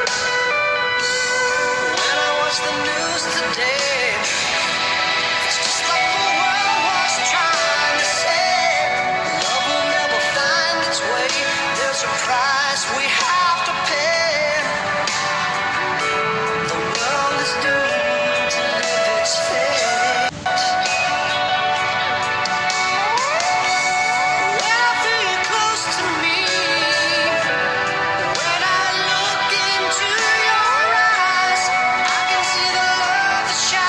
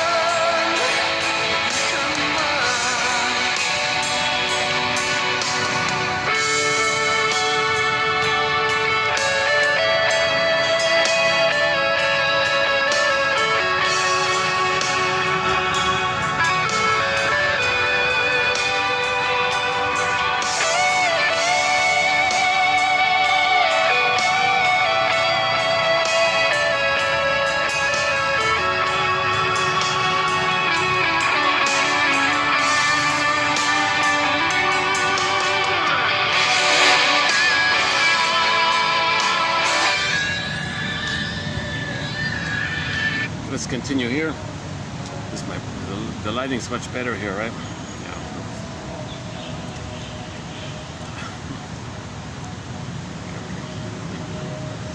Yeah. Okay, where are we here? Okay, think about one person says, don't forget about falling in love. There's a lot of obsessive thinking, because the falling in love, that's the fusion. You want the fusion, but you can't have the fusion. You're going to lose the fusion again? No, mother, don't leave me. I'll die. Right? Obsessive. What do I got to do, mother? How do I process and understand this? I can't have mother again. I need mother. What's going on here? So you're ruminating, trying to figure out how to mourn. You're really trying to mourn. You're really trying to construct the ability to process your feeling. Ruminating is due to a failure of feeling, a process of feeling, assimilating a feeling, that accepting your feeling. Okay, so the falling in love is all about this, right? Romantic love's characteristics. Okay, all the usual, right? Euphoria, loss of appetite, sleeplessness. Okay, very motivated, and you're obsessively thinking about this person.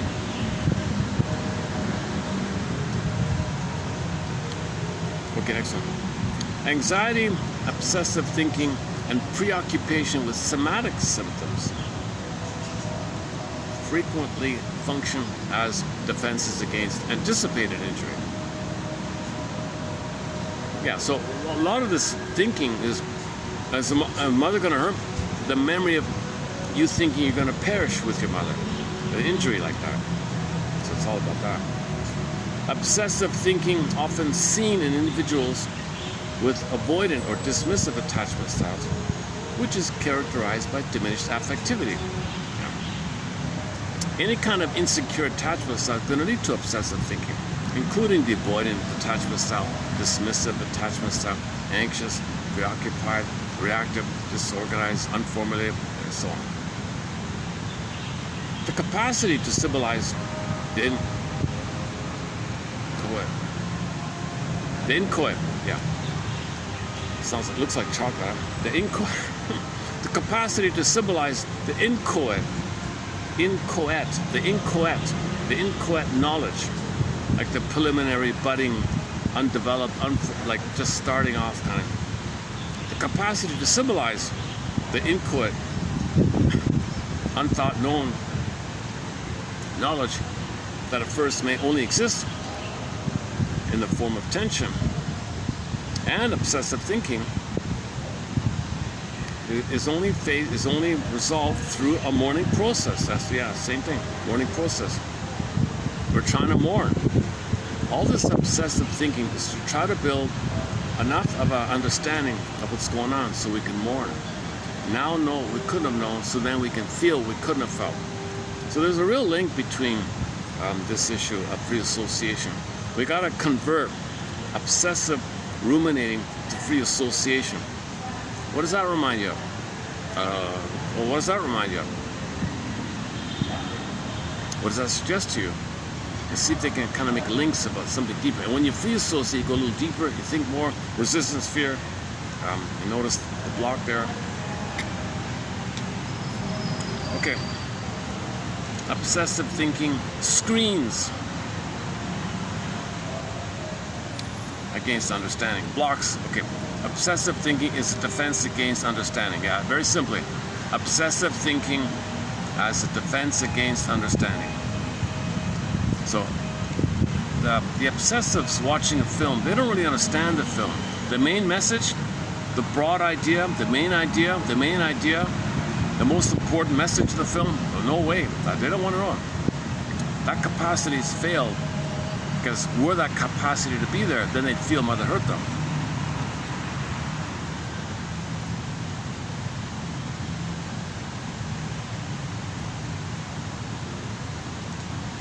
Obsessive, oh yeah. Okay, next one. Obsessive thinking and rituals that had the aim of avoiding the risk of losing cherished persons in her life. Yeah, same idea, all right. Obsessive thinking and compulsive behavior, both of which were the symptomatic expression of the meaning of experience as organized unconsciously by archaic narcissistic fantasies. Okay, that's a good one. So just right off the bat, obsessive thinking is linked to archaic, unmet narcissistic needs. The narcissistic need is the babies are supposed to be allowed to think he owns the world. The world is my oyster. The baby owns the breast. The breast belongs to him. My breast, mine. Let the baby think. The mother needs to have the attitude to allow the baby this indulgence that he owns the breast. It belongs to him. It's all his. He can feel when he wants and be comforted as he needs. And let him allow that. Some mothers break it. That's the problem. Then he becomes obsessive. He needs that narcissistic stage of development called the world is my oyster. The first part is still fusion. The second part is he transfers the breast onto the world. And the world's like a big oyster and he owns the oyster. The world is my oyster. This is a narcissistic development. If that's crashed, it'll lead to obsessive thinking. So all this obsessive thinking is linked to this archaic narcissism, damage to this thing. Now damage to this thing, because the connection was broken, called insecure attachment, reactive attachment, disorganized attachment. Today's one, dismissive attachment or avoidant attachment. So traumatic attachment. There's always some attachment. It's just painful. It's conditional attachment.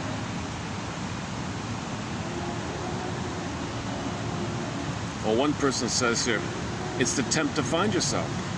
Obsessive thinking, the attempt to find yourself because you feel lost.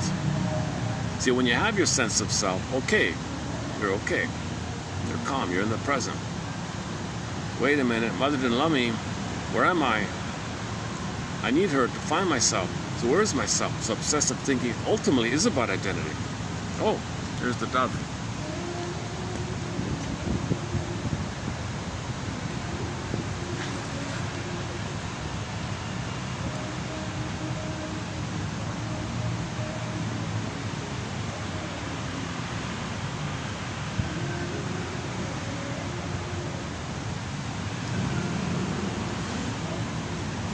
I really gotta get a new fan. I gotta get a fan that works for at least 3 hours. Oh, now it's shady over there. Look at that. Now it's shady, huh? Just when I didn't want to bother the staff there. Okay. Next one here. When the symbolic function of a word is corrupted, the word becomes harmful. Think about, yeah, yesterday's one, right? About the word was twisted to sell a product, and it was the opposite, right? Okay, so when the symbolic function of a word is propagandized, whatever, and the word becomes harmful or diabolic, it says it.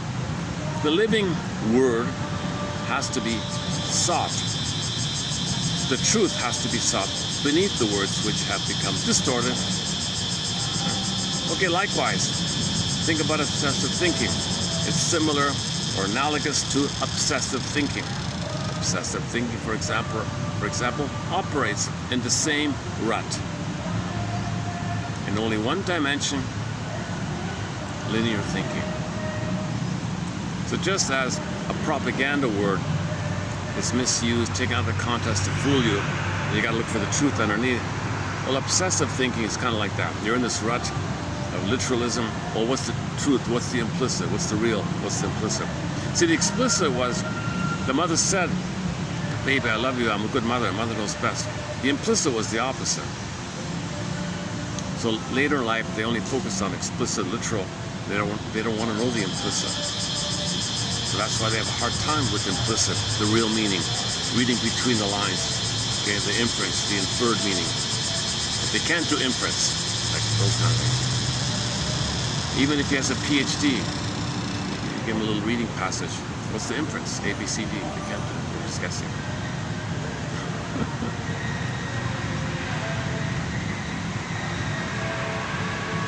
You know, honestly speaking, even as a kid, I won't mention the name of the show, but there was some kind of TV judge show or something.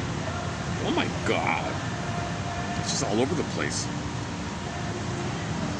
You don't have all the information, but based on what's presented, her argument is illogical.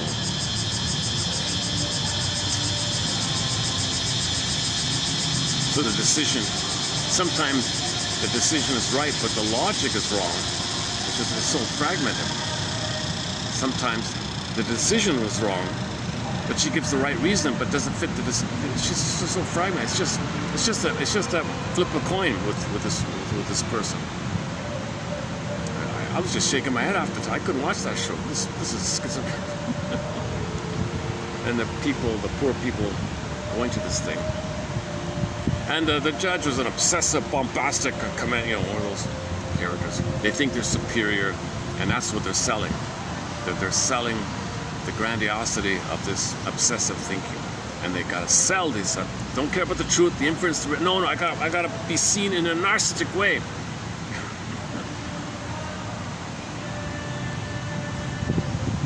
I think there was a science fiction show. I remember. I won't mention the name, but there was a science fiction show.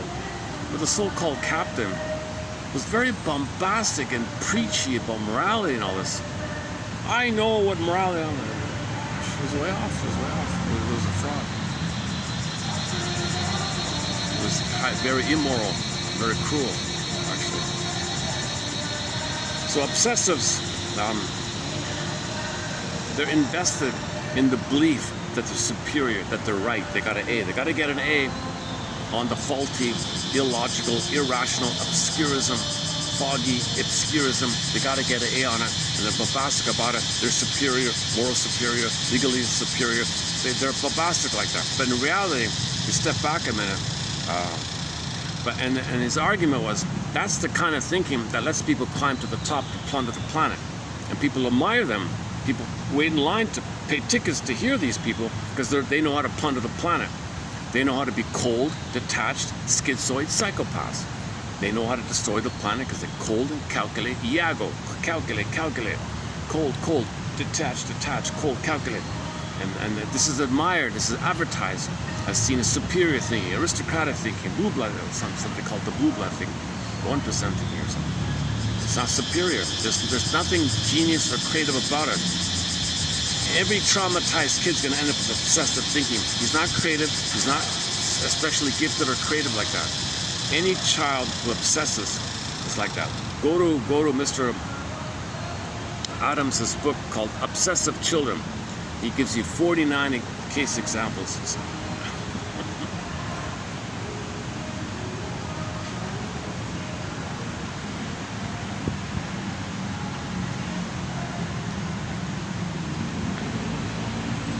Okay, this is a question mark here. Somebody, I didn't know this, but there's a thing called eco-anxiety. Eco-anxiety is about climate change issues and the planet's fate to the extent that it impairs daily functioning.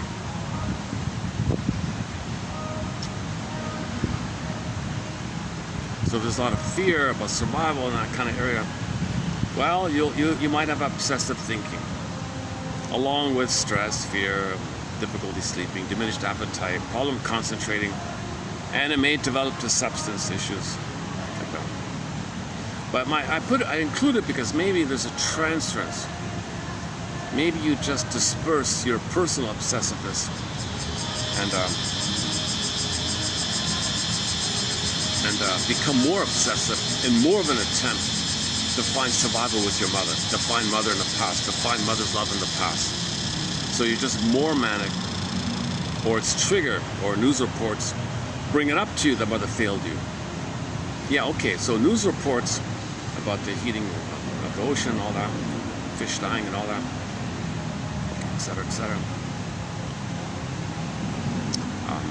Maybe that triggers, then displace your personal OCD onto that, and it's just code for your personal OCD.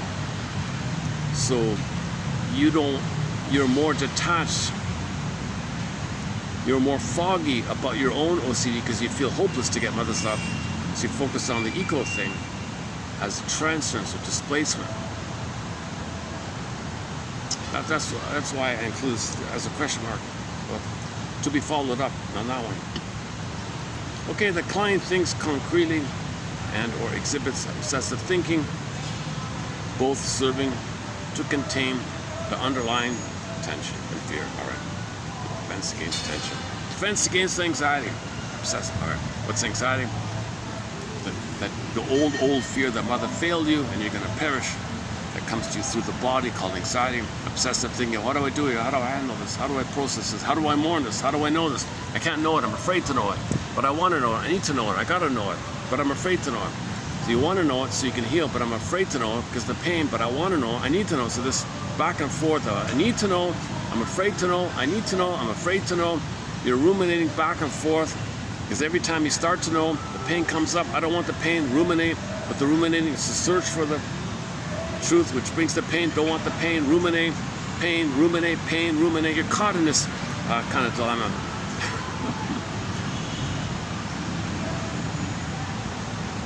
So-called rut. He calls it a rut. A mental rut, I guess.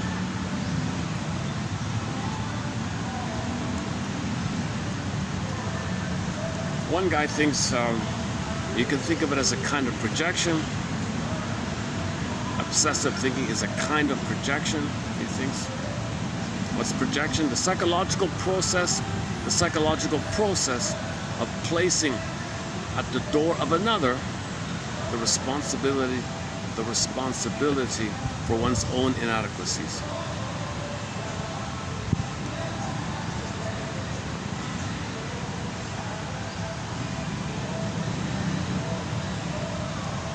Okay, so you're projecting your need for oneness, your problems, your distress. Somebody in the present, please be my mother in the past.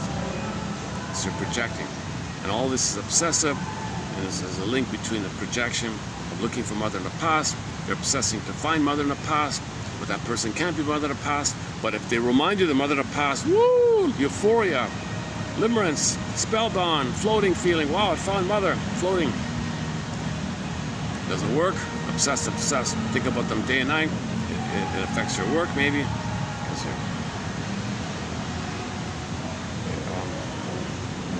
two more here. The ego's struggle for mastery of a traumatic event may also be an important factor in the obsessive thinking. Okay, this idea of so-called mastery.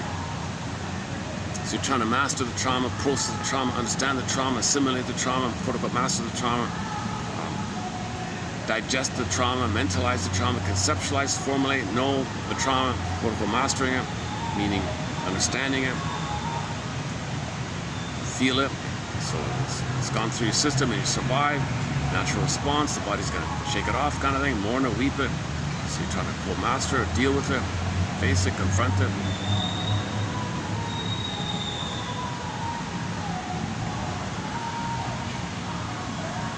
In this context, the word mastering is a little bit different from the other way. Okay, last one here.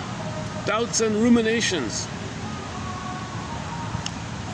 These are protective functions in relation to a fragile internal object and an idealized yet misattuned figure.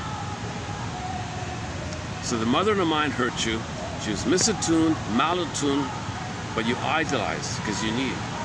It's good breast, bad breast, either or. And obsessive thinking may unconsciously safeguard this setup in your mind. So whenever you step out of your imprint, there's anxiety. Because that imprint is how you survive. That imprint is the coping strategy of how you dealt. Okay, pin in a collar, identify the aggressor, repeat. You coped in a certain way. You adopted a certain defense mechanism, implosion of affect popping up, personality around it, construct, imprint, template, blueprint. Imprints lead to blueprints, maps, internal working model, assumption model, some kind of model. Anytime you step out of it a little bit, anxiety. That's what kept you safe, that's what kept you survive, but it's in the past, it's dysfunctional, the present, not the past, but there's no time, and you're said, cursed, jinxed. Okay, once again, enter the Twilight Zone. Our key episode here from the Twilight Zone shows Gabe's story. He faced this. He faced it. Roxanne and the other one. Grab the pen. I'm going to write my own script. Sometimes you can grab the pen and write your own script in the Twilight Zone. Let's see if the phone will read these out. Hopefully yesterday they didn't read out. Let's try it again today. It begins with in need of. Let's see if it works.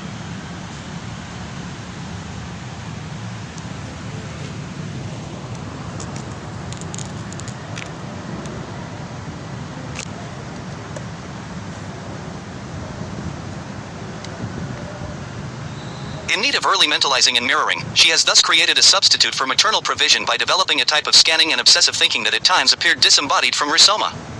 See Alfano. The main focus of the CBT sessions was to reduce her obsessive thinking, compulsive behaviors, and avoidance related to these problems. A. Almadani and T. said. O'Connor, 2007, proposes that the first seeds of obsessive thinking can be found in the infants need to survive a primary environment which has surrounded them with an overly protective shell, or, alternatively, which has exposed them to the world prematurely. D. Amir. His obsessive thinking, or perhaps his unthinking, was not just an attack on thinking, but rather a specific mode of being, relived in the session with me, presumably telling of an earlier, infantile mode of being.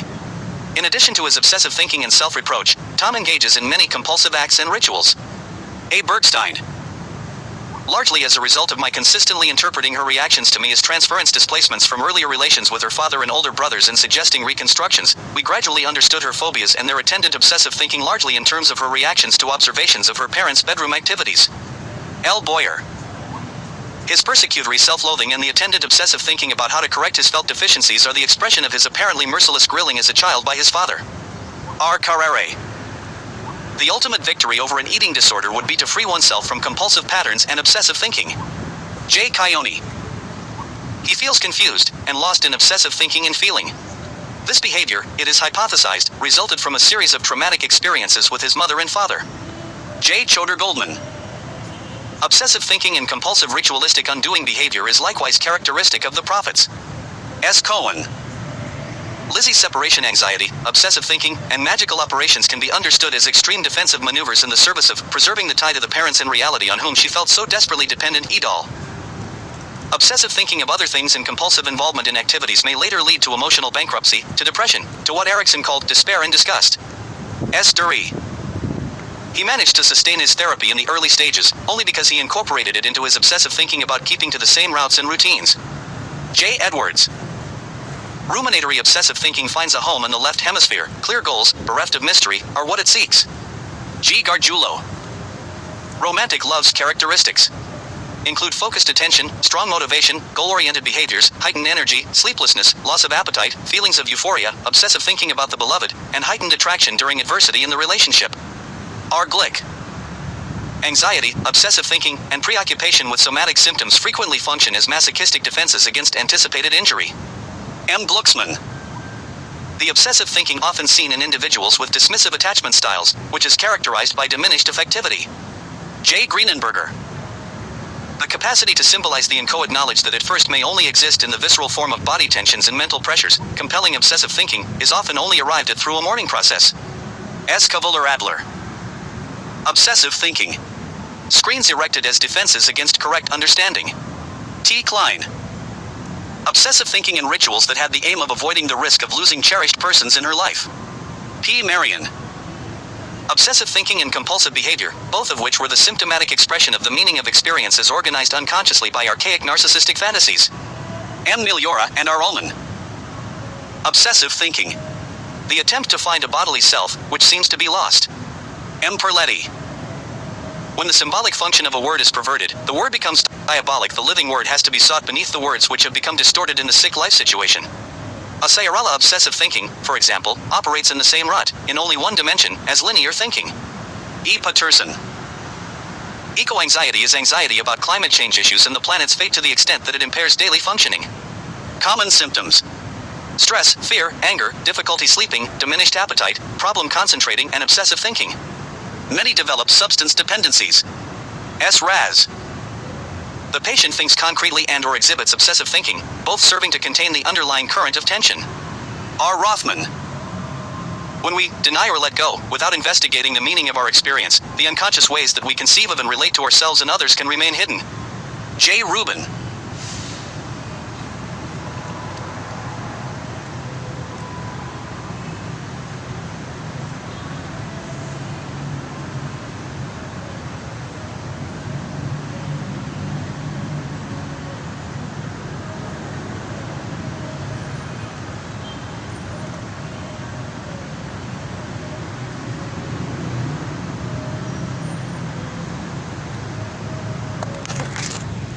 Well, it read most of it, just kind of froze on me there. Excellent projection. Mastery 1 doubt, so 3. Okay, missing the 3. I don't know why it does that. Let's try it again with the female voice.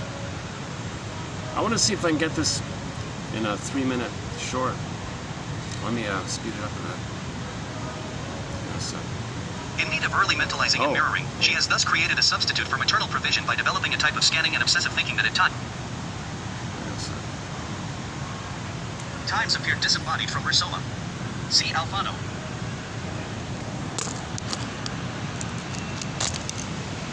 Alfano.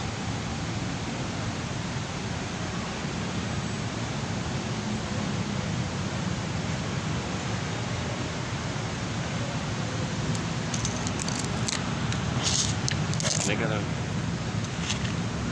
better view. Just do a sky view, maybe. Like that. Oh, let's try like that then.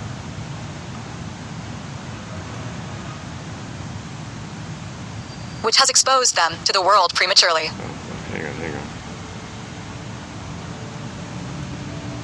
This thing is so. I don't know if it's a fault in the thing or whatever. I've been struggling with getting this thing to read out things properly with this filter. So it begins with in the need of. I want to get a 3-minute readout of this thing. As a short. In the need of, let's see.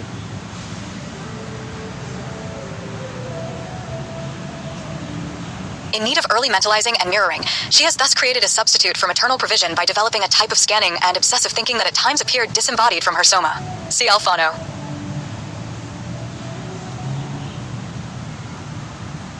The main focus of the CBT sessions was to reduce her obsessive thinking, compulsive behaviors, and avoidance related to these problems. A. Almadani and T. said. O'Connor, 2007, proposes that the first seeds of obsessive thinking can be found in the infant's need to survive a primary environment which has surrounded them with an overly protective shell, or, alternatively, which has exposed them to the world prematurely. D. Amir. His obsessive thinking, or perhaps his unthinking, was not just an attack on thinking, but rather a specific mode of being, relived in the session with me, presumably telling of an earlier, infantile mode of being. In addition to his obsessive thinking and self-reproach, Tom engages in many compulsive acts and rituals. A. Bergstein. Largely as a result of my consistently interpreting her reactions to me as transference displacements from earlier relations with her father and older brothers and suggesting reconstructions, we gradually understood her phobias and their attendant obsessive thinking largely in terms of her reactions to observations of her parents' bedroom activities. L. Boyer. His persecutory self-loathing and the attendant obsessive thinking about how to correct his felt deficiencies are the expression of his apparently merciless grilling as a child by his father. R. Carrere. The ultimate victory over an eating disorder would be to free oneself from compulsive patterns and obsessive thinking. J. Coyone. He feels confused and lost in obsessive thinking and feeling. This behavior, it is hypothesized, resulted from a series of traumatic experiences with his mother and father. J. Choda Goldman. Obsessive thinking and compulsive ritualistic undoing behavior is likewise characteristic of the prophets. S. Cohen. Lizzie's separation anxiety, obsessive thinking, and magical operations can be understood as extreme defensive maneuvers in the service of preserving the tie to the parents in reality on whom she felt so desperately dependent. Edal. Obsessive thinking of other things and compulsive involvement in activities may later lead to emotional bankruptcy, to depression, to what Erickson called despair and disgust. Estery. He managed to sustain his therapy in the early stages, only because he incorporated it into his obsessive thinking about keeping to the same routes and routines. J. Edwards. Ruminatory obsessive thinking finds a home in the left hemisphere. Clear goals, bereft of mystery, are what it seeks. G. Gargiulo. Romantic love's characteristics include focused attention, strong motivation, goal-oriented behaviors, heightened energy, sleeplessness, loss of appetite, feelings of euphoria, obsessive thinking about the beloved, and heightened attraction during adversity in the relationship. R. Glick. Anxiety, obsessive thinking, and preoccupation with somatic symptoms frequently function as masochistic defenses against anticipated injury. M. Glicksman. The obsessive thinking often seen in individuals with dismissive attachment styles, which is characterized by diminished affectivity. J. Greenenberger. The capacity to symbolize the inchoate knowledge that at first may only exist in the visceral form of body tensions and mental pressures, compelling obsessive thinking, is often only arrived at through a mourning process. S. Cavell-Radler. Obsessive thinking. Screens erected as defenses against correct understanding. T. Klein. Obsessive thinking and rituals that had the aim of avoiding the risk of losing cherished persons in her life. V. Marion. Obsessive thinking and compulsive behavior, both of which were the symptomatic expression of the meaning of experience as organized unconsciously by archaic narcissistic fantasies. M. Miliora and R. Ullman. Obsessive thinking. The attempt to find a bodily self, which seems to be lost. M. Perletti. When the symbolic function of a word is perverted, the word becomes diabolic. The living word has to be sought beneath the words, which have become distorted in the sick life situation. A Sciarella obsessive thinking, for example, operates in the same rut, in only one dimension, as linear thinking. E. Peterson. Eco-anxiety is anxiety about climate change issues and the planet's fate to the extent that it impairs daily functioning. Common symptoms: stress, fear, anger, difficulty sleeping, diminished appetite, problem concentrating, and obsessive thinking. Many develop substance dependencies. S. Raz. The patient thinks concretely and or exhibits obsessive thinking, both serving to contain the underlying current of tension. R. Rothman. When we deny or let go without investigating the meaning of our experience, the unconscious ways that we conceive of and relate to ourselves and others can remain hidden. J. Rubin. Projection. The psychological process of placing at the door of another the responsibility for one's own inadequacies. Obsessive thinking is treated as a sort of neologism. L. Stone. The ego's struggle for mastery of a traumatic event may also be an important factor in the obsessive thinking. L. Tur. Doubt and ruminations, a protective function in relation to a fragile internal object and an idealized yet misattuned figure. Obsessive thinking may unconsciously safeguard the survival of inner objects experienced as endangered, even at the cost of vitality and action. Unknown. TQ 3297. Okay, so this is a miscellaneous batch of quotes on the topic to follow up on yesterday's discussion from Adams from his book Obsessive Children, which in turn is a follow-up to Barnett's core work on the topic, Joseph Barnett. Okay, now let me do a quick preview run of an article by Barnett's wife, Miss Forrest. Interesting couple. Her article is called "The Family Dynamics of Oedipus Drama."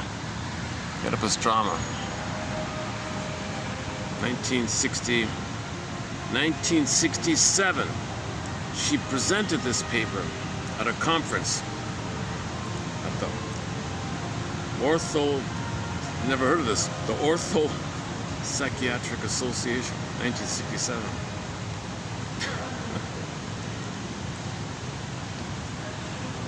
I wish this were filmed. This is a very good essay.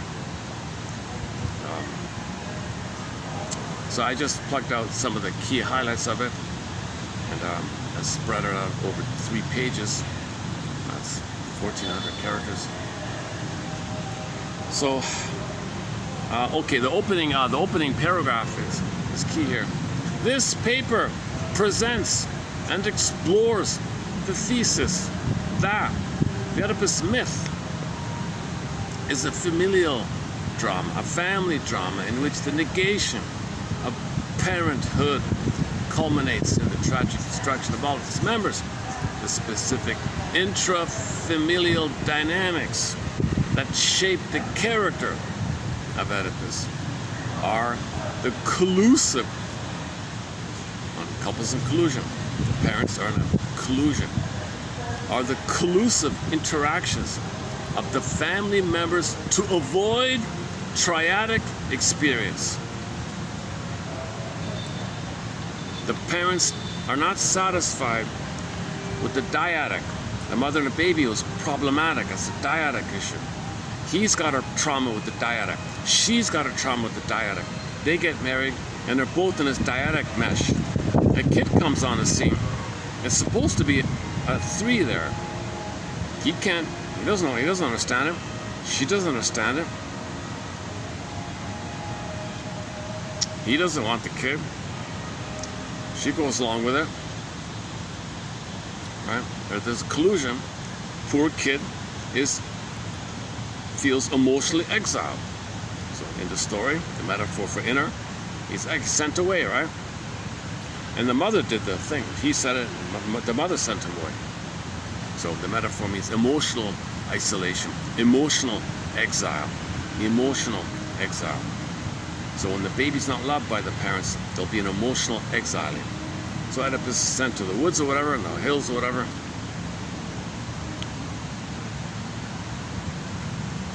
And he's adopted by some other parents. The fantasy of happy parents. So the child must believe his mother that loves him. That's the substitute fantasy mother called Maria. What's her name again? Hang on. So in the story, he's adopted by another couple. What's her name again? Oh boy. I just want to call them Paul and Maria. Just to keep it simple. But that's not their names. In the ancient myth, which is a motif found in all around the world. This myth is found in some shape or form, but the message is the same. Myths are metaphors for psychological trauma. They're true on the inside, not on the outside. The story of Oedipus is not true on the outside. It's not true on the outside. It's a metaphor for what's true on the inside, the intrapsychic mind, memory, mapping mind, intrapsychic, internal working model. Theater of the mind.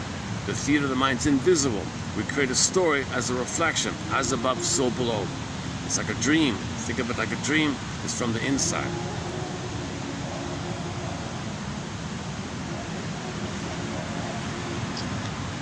Now, what's her name again? Oh boy.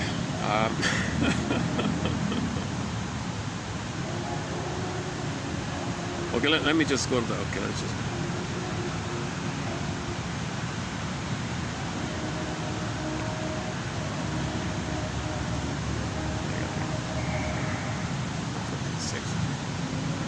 Oh, here we go. Okay, the guy is Polybus, is that right? Polybus. Let's just call him Paul. And the woman is Merope. Maria is close enough. Let's just say Paul and Maria. Paul and, so when I say Paul and Maria, that's the split of the parents. That his mother, Jocasta, didn't want him, but he's got to believe. He's got to make it up and believe, hallucinate that his mother loves him. That's called the split image of the good breast mother. It's called a Maria. Meropo. Let's just stick with Maria. So, in the mind of the child, the actual mother rejected him. Can't know this. In the womb, mother was good. Let's call her Maria. And mother says she loves me superficially. I'll go with that. I gotta believe the lie. Explicit. Don't know the truth. Don't know the implicit. Can't read between the lines. Can't make the inference. Can't know the real meaning. Can't read. So let me just believe the lie. My mother says she loves me. For show, for society, she says she loves me. I know she doesn't. And I gotta believe the lie. Put that together with the time in the womb utopia when mother was good. Put it together. Poof, there's your Maria. Reality, mother hates him. There's Jocasta. So he makes up mainly a good mother called Maria, let's say. Father, same thing. Father says, I'm jealous. I can't do this. I don't want to be a father. I still need mother. My wife's got to be my mother. But kid's interrupting us. Doesn't want the kid. But in some way, shape, or form, he can't know this. He's got to believe. Laius, the cruel father, rejecting father. But the father's got maybe for society, for appearance, Yeah, I'm a good father. See, I'm a good man. Okay, I'll believe that. I'll believe the lie. Let's call the lie father the imaginary father. The imaginary father, let's call him Paul. And the imaginary mother, he'll make up. And this is the romance fantasy idea, where he's got to believe mother's good. He's got to believe the parents are good, basically. So, the boy's born. The parents don't want him. They throw him away. Okay. This means inside with them, emotional, the soul, okay, is exile. You got to believe mother's good. So there's the idea of Paul and Maria, let's say, or the names here. So you got these two couples, right? The cruel parents and the perfect, wonderful parents. So when he was raised in the hills from a wonderful family, a beautiful family called the romance fantasy. He's a king and a queen. He taught him everything. He was a wonderful father. She's a wonderful mother. So this fantasy, it means the fantasy of the parent. My parents are amazing. They're amazing. In reality, no, they're not. But oh no, yes they are. Yes they are. It's split like that.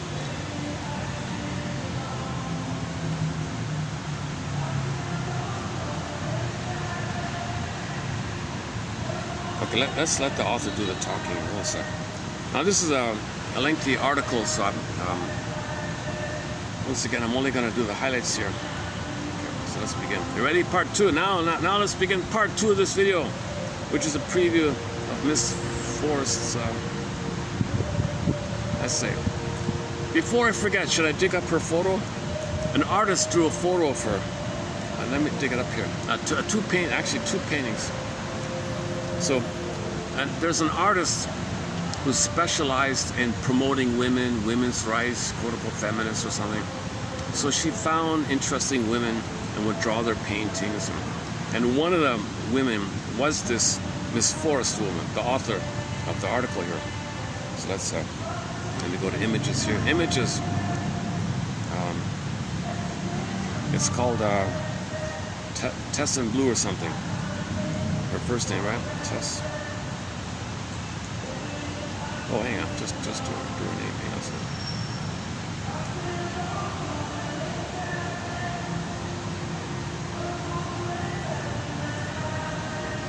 Hang on. Tess Forrest.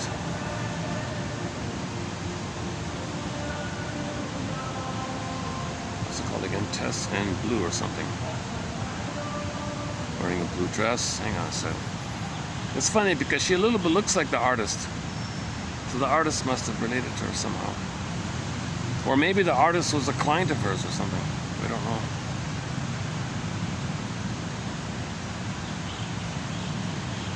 Okay, so this is an approximation of what Joseph Barnett's wife looked like. And she herself, she has a PhD in psychology. And she wrote, very good writer. It's a real compliment. And here, here's the second one, yeah. Here's another version, Test in 3, she called it. Smart woman, very articulate woman, very, very blunt speaker. She's the one that says, no, stop saying women are impaired or dysfunctional. You're missing it. Women are violent, psychologically violent. If their vital self is damaged, they're enraged. Narcissistic rage and injury. It's just covered and veiled in so many hundreds of ways like that. It's funny, I wasn't even going to mention that, but walking over here, I did see this very charged, bull-like woman barreling down semi-barreling down the side path. And it's kind of a narrow sidewalk. I don't want to sort of avoid her. So I just kind of walked over to the side like that. Oh no, a motorcycle's coming. But he gave me space. Oh good. And sure enough, the woman just did a little jab in front of me. What the hell? I gave you the whole sidewalk. That kind of thing. And you're so aggressive, and you gotta be so. You see a sign of generosity. I gave you the sidewalk. You look upset, so I gave you the space, and you're upset or something, and you see me as being nice or something. You hate that. Don't be nice to me. I hate everybody. I thought, oh my God, she was kind of psychologically violent. She was in this aggressive kind of peaceful, sunny day, Saturday early afternoon.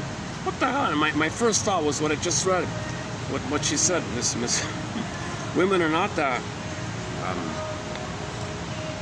Don't just say she's under stress. If a woman doesn't express, or if a man, well, she's focusing on women, if a woman doesn't express her quote-unquote vital self, her true self, okay, she'll be psychologically aggressive. Like that woman I experienced it. She was kind of psychologically aggressive. I saw it coming. I saw, dark sunglasses, barreling down, sort of a stocky kind of character, looked a little intense. Looked like a little bull, actually, a female bull or something.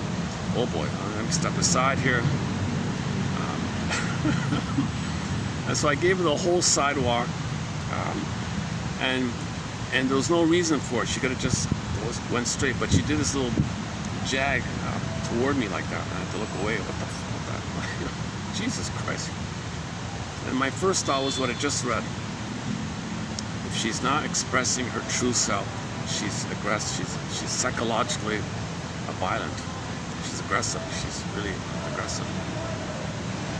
That's the first time I've heard a woman. That's the first time I've heard any woman or any shrink speak so critically of women. And she's a woman herself, right? So I just, okay, I'll brush that off. So I don't know if we'll have that quote in the future. But whatever it is about the other articles, this one's a gem. This is pretty good. So are we going to begin here?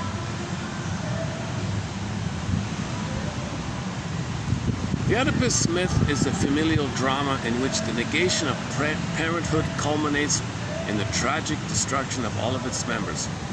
The specific intrafamilial dynamics that shape the character of Oedipus.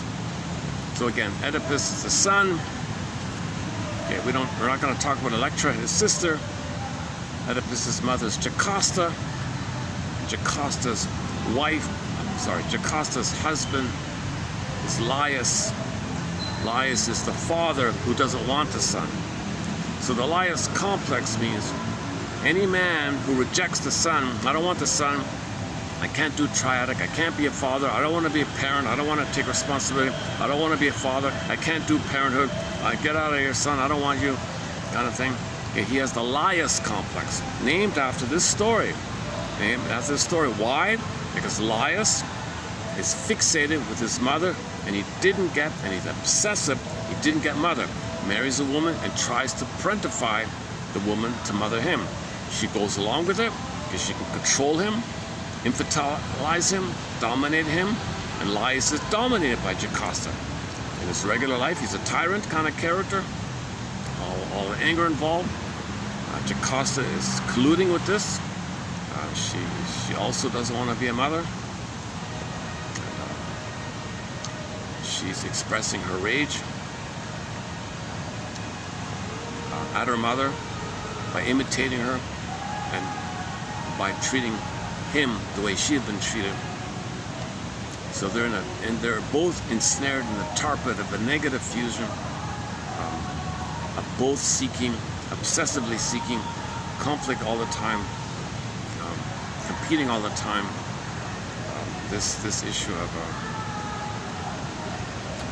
in yesterday's article, the image was you got the two mummies. One was elevated, one went down. So when she won some little battle with him, she was elevated, but then he would withdraw. So he won, he was elevated. She felt diminished. And she would punish, and flipping back and forth. The nightmare was they were both mummies, but they were royal mummies, king and queen. They felt special, like that. And they were both trapped in one casket, a single casket, with the fusion. They had to be the same, they couldn't be the same, they couldn't do mind reading, they couldn't be mother for each other, so they're battling all the time. So Laius and Jocasta are in this dilemma. So if the son comes on the scene, no father, he'll be one with the mother.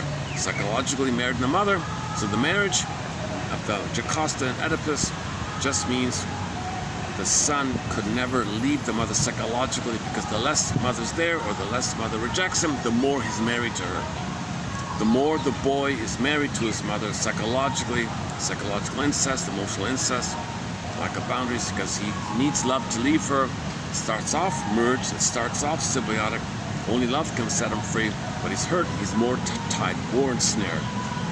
And so of course, in the point about when he meets his father finally, they're total strangers to each other. So the idea at the road of three, right? The triangle, the triadic thing. The triadic thing is healthy development where the father's the father, the mother's the mother, and the father and mother love each other. They have a warm, companionate, secondary, interdependent, secondary dependency, not a primary dependency. They're not each other's mother. They're like an auto dependency, where he can be the father and she can be the mother, and the kid is nourished by this situation of the triangle. He's got a father, he's got a mother. So the child has a father and has a mother. The parents can do that. They play the role of parents. They don't just ignore him or use him or reject him or pull him into something, and use him, exploit him, scapegoat him, parentify the child. They don't do this stuff, right?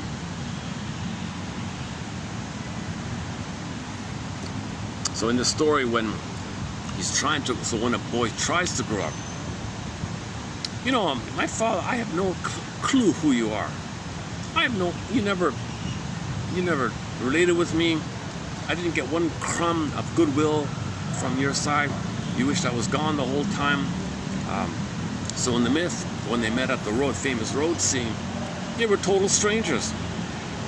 They were complete strangers. And the father said, "Get out of the way. I'm the boss. I'm the king. Get away." And he was so enraged at a lifelong rejection. Right? And the father, "I'm right. Get out. I didn't want you." So and then the dramatic scene, the famous prophecy like that. Okay, that's just code for the built-up rage of the father like that. It's not a physical outer violence. There's no outer. It just means it means he's trying to grow up like that.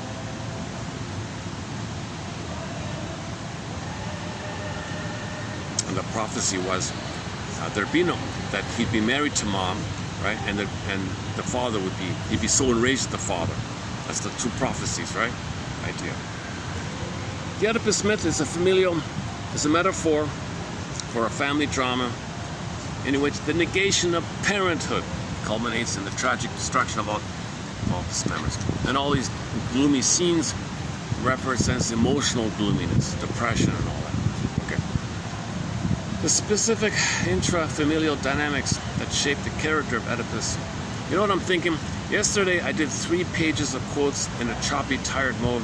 Today I'm in the middle of doing 4 pages, also in a choppy, tired mode. I'm thinking to myself, I got to get to a quiet place, calm down, and redo these 7 pages calmly, in a more measured, in a less tense way, in a more friendly way, in a more happier way. My mood lately hasn't been the greatest. It comes through, I know, when I speak. So I'm going to redo yesterday's video and this video, the 7 pages. The 3 yesterday and the 4 we're doing now. So let's continue with the 4 that we're doing now here. Okay, the Oedipus myth is a metaphor of when the parents are infantile and they don't know how to be a mother or father. The parents are in a secret collusion and there's no proper family love triangle. Triadic experience. Okay, recent findings reveal that the individual unit and the family unit exist in a homeostatic balance. That's the key line there. Yeah. So the mother-baby create a template, trauma, dyadic. Okay, family unit, family ideology fits in. Baby plays a role for this system.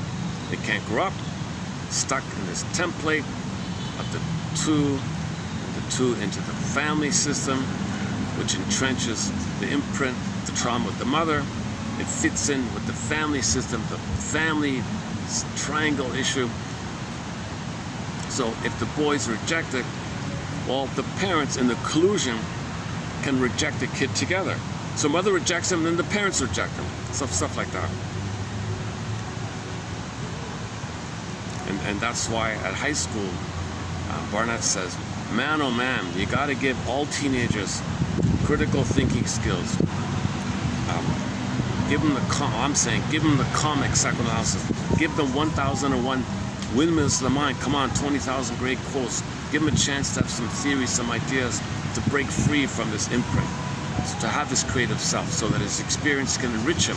His experiences can be unique for him, for his identity, rather than just being stuck with that cursed thing. Okay? Metaphorical curse. Recent findings revealed that the individual unit and the family unit exist in homeostatic balance. The viability of the family unit as the social matrix that fosters or arrests the growth of its members is first determined by the marital and parental interactions. Okay, so are people going to grow? Is it a healthy family and everybody grows? Or is it a dysfunctional family and everything's arrested in its development? This is determined by, first of all, the parents, the couple itself, and the interaction as parent to the child. An essential element in the marital bond is the dependency relationship of the partners. Okay, so here we go with the distinction between primary dependency, okay, baby and mother, versus later on dependency,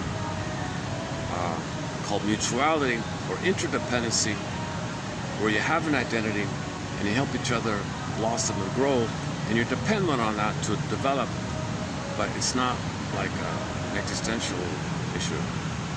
It's like the difference between thriving and surviving, kind of. Or bread and cake, or something like that. Where are we? Speaking of bread,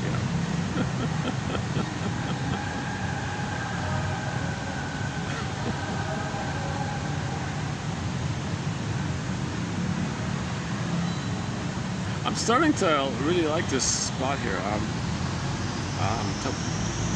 They told me it's okay. I got that green light here, so I really appreciate the team there saying okay. I'm technically in the smokers section of the mall, but this upper level is mainly for the discotheque, but it's closed in the afternoons. Now I see them preparing. They're going to open at night. The battery. The battery. Give me a second. Let me put this back in. Was that the 20-minute warning? Oh my God. Oh, look at that. Down to 20. Oh, look at that. That's quick. Hopefully this battery pack will hold it up. We'll keep the battery going. Otherwise, I'll have to continue later. Okay, stick with this. Yesterday we did the article of hers. It was excellent about the marriage, obsessive, depressive marriage, and all that. Depression and obsession. Her article. So this is her second article we're previewing here. These are good articles by her. So this is the second good article. So we did 9 excellent articles from the husband. Now this is our second one, a good article by the wife. What a team. This is quite a team, these two. They're really like kind of like and they flew around the world giving lectures, mainly in Brazil, Argentina, Mexico, and Sweden, those main ones.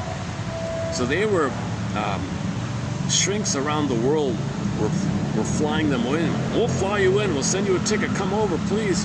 You guys are amazing. We love your articles.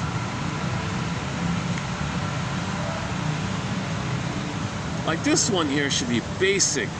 This article should be included in all high school literature classes, English classes, language classes, meta classes regarding psychological interpretations of myths and fairy tale classes, psychology classes, psychoanalysis classes, 1001 Windmills of the Mind classes. Oh man, that's awesome. Every high school should have a class, a whole class, an entire class led by a shrink called the 1001 Windmills of the Mind class. Because when they graduate, they get this encyclopedia and it's a resource for them for the rest of their lives. There's updates all the time. It's nothing like it out there. There's no collection of insights out there that I know of. There's a tiny, tiny mini collection called Wit and Wisdom in Dynamic Psychotherapy by a guy named Gregory Bauer back in 1990. It's a tiny collection, and we plucked out a few of the quotes from there. But this is 20,000 versus compared to a couple of hundred kind of thing.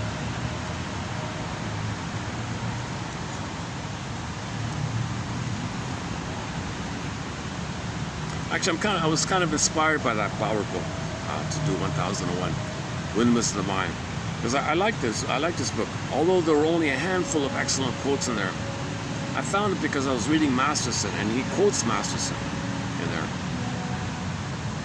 Masterson, one of our mentors. Excellent book, The Search for the Real Self. Karen Horney, Our Inner Conflicts. Edmund Berger. Those are three of our mentors here. Now we've got others. Klein, Mahler, Fairbairn, and many others. Those are the core six.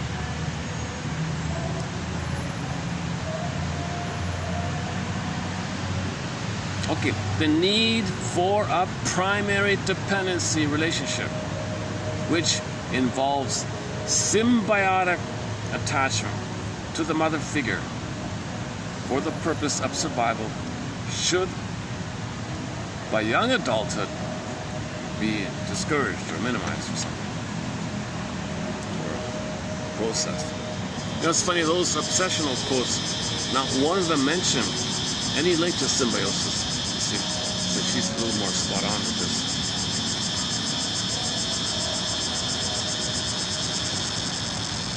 Another author to read is Mel D. Faber, The Psychological Roots of Religious Belief, Religion, the Infantilizing Process, great book, and New Age Thinking, the final of those three.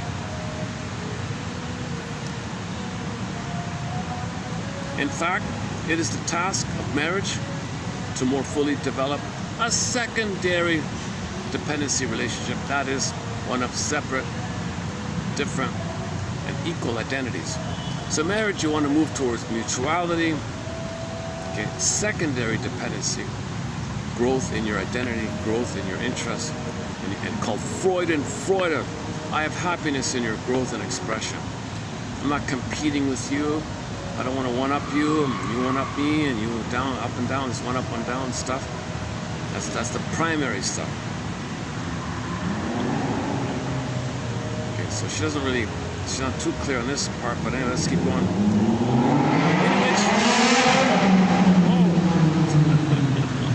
Give that guy a...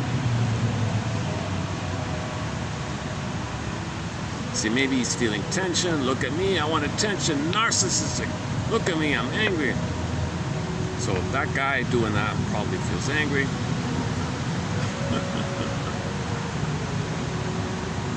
That's something.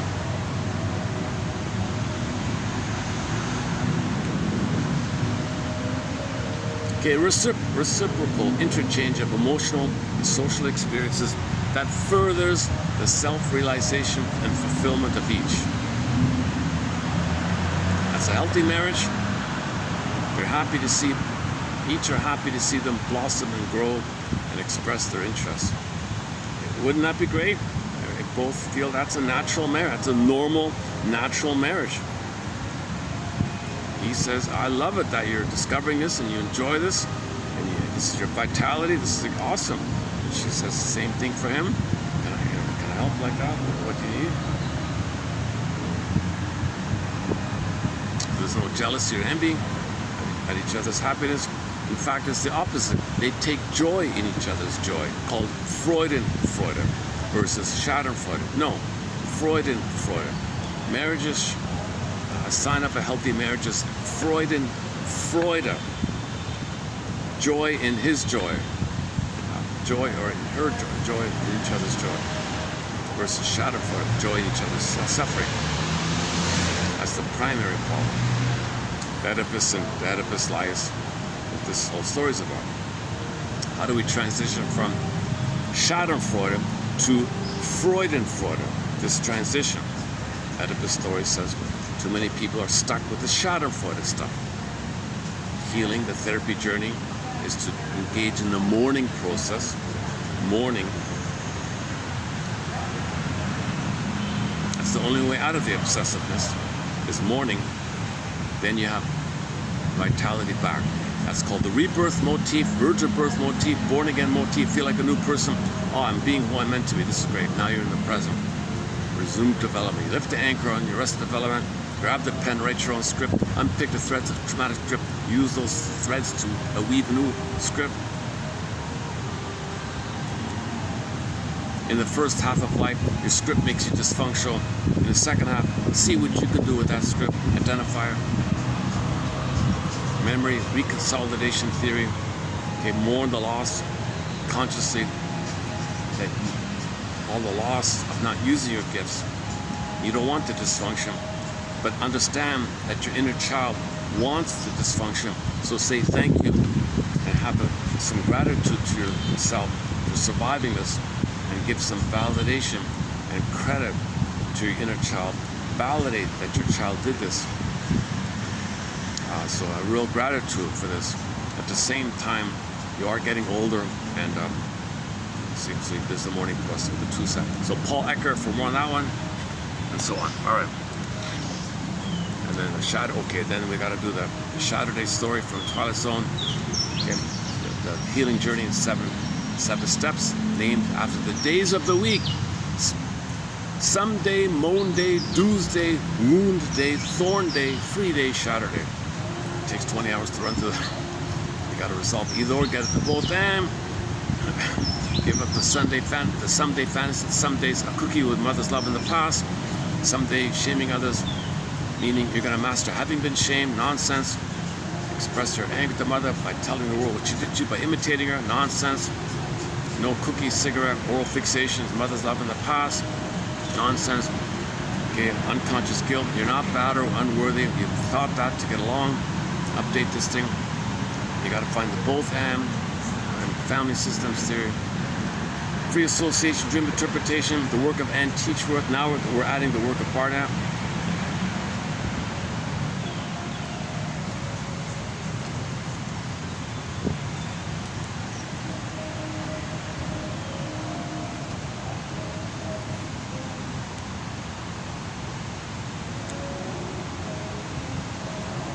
Recent findings. We did this one already.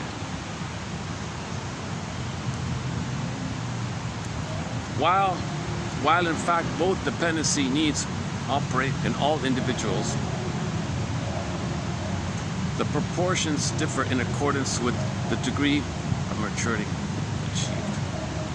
Failure of the marital partners to move to a secondary dependency relationship may be obscured until it is unmasked by the appearance of a child and challenged by the state of parenthood.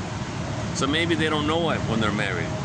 They're blissfully doing their thing, recreating their respective childhoods. You know, so he might play his mother and marry a woman who looks like his father. She might, you know, play her father and marry a man who resembles or reminds her of the mother, and recreates as above, so below, based on the imprint, and they find each other like that, collusion. So they don't know what's going on. Oh, a kid comes on the scene. The woman's pregnant. Uh-oh, now what? Now what? We got to be parents? Their marriage is based on the dyadic issue, the symbiotic trauma, narcissistic trauma, dyadic trauma, symbiotic trauma. Still trying to get the oneness. Actually, they're trying to get their parents as oneness, hoping that if they play their parents and the parent gets oneness, then the parent in the mind will love them. So they're really ensnared, trying to get the oneness that their parents didn't get. They're just picking up the battle of their parents' this failure. So, and now a kid comes on the scene. So.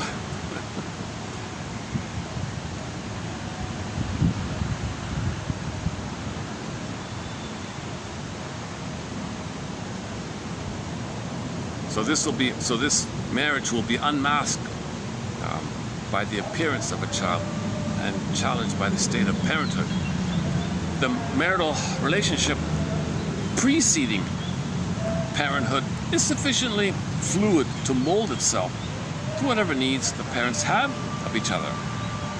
So the couple may fuse or be in a blissful honeymoon phase maybe, or maybe they think they're going to help each other, parentify each other, in other words, or maybe they're going to reenact the mother-child pattern. So he wants to be the boy, she says, okay, good, I'll be your mother, or stuff like that. All right. In so doing, when the child comes on the scene, this collusion will be interrupted. This dysfunctional marriage will be interrupted or brought to light when the kid comes on the scene.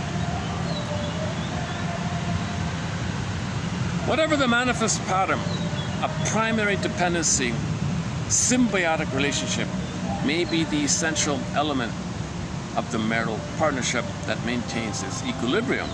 Oh, so they want to maintain that equilibrium, right? The kid interrupts it, so the kid's rejected emotionally. The very fact of the woman's pregnancy and their prospective joint parenthood impinges conditions that disturb the homeostatic balance and require recalibration of the balance. Yeah, so the kid's interrupting the scam. They gotta recalibrate. Maybe she married him just for money or something else. It's whatever the scam is. Or maybe she married him just to have the kid. I don't need you. I got the kid. I got what I want. I got the ones for the kid. I'm gonna parentify the kid. Just send me the check. I don't need you. You were handsome, so I wanted a handsome-looking kid. Maybe some kind of scam like that, right? Parental effectiveness requires a marital relationship of secondary dependency, wherein the reciprocal interchange of emotional supplies replenishes each parent, enabling each to fulfill the parental roles: father for authority and leadership, and mother for nurturance. The father introduces the kid to the world. He's like the authority. I know about the world. I'll teach you about how to do landscaping. I'll teach you about gardening. I'll teach you about the world out there. I'll teach you how to build stuff and fix stuff, how the world works. Let me teach you how the plunder system works. Let me teach you the true history of indigenous people, what happened. So the father's a bit of an authority like that, where the mother starts off as mainly the nurturing, initially. So mother's the nurturer, creating the sweetness and the tenderness, and the father's more like educational kind of thing. That's what he means. That's all he means here.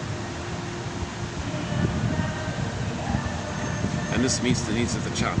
If the marital partners are joined in and collusively perpetuate a primary dependency relationship and resist the intrapersonal and interpersonal changes entailed in a real acceptance of the parental roles and of the child. In effect, they reject the child. So a dysfunctional marriage, emotionally, the child will be emotionally neglected, rejected, because the parents want to maintain their homeostatic collusion. Being a healthy parent interrupts, they can't do it, right? Then the psychosocial development of the child is confined. The child's development is going to be confined to fit the fixed limits of the family homeostatic system, which denies the child individual identity, social relatedness, and fastens him in the biopsychic symbiotic dyad system. In my opinion, Oedipus Smith is a family drama that ensues from the negation of parenthood, the avoidance of triadic interpersonal experience. It should be borne in mind that the play is a creative elaboration based on the Oedipus Smith. and may be interpreted as symbolic representations of an aspect of man's experience rather than as literal events in somebody's life. It's not an outer physical story. There was no real Jocasta Elias in real history. Okay, no kid was abandoned like in the hills. All right, the abandonment.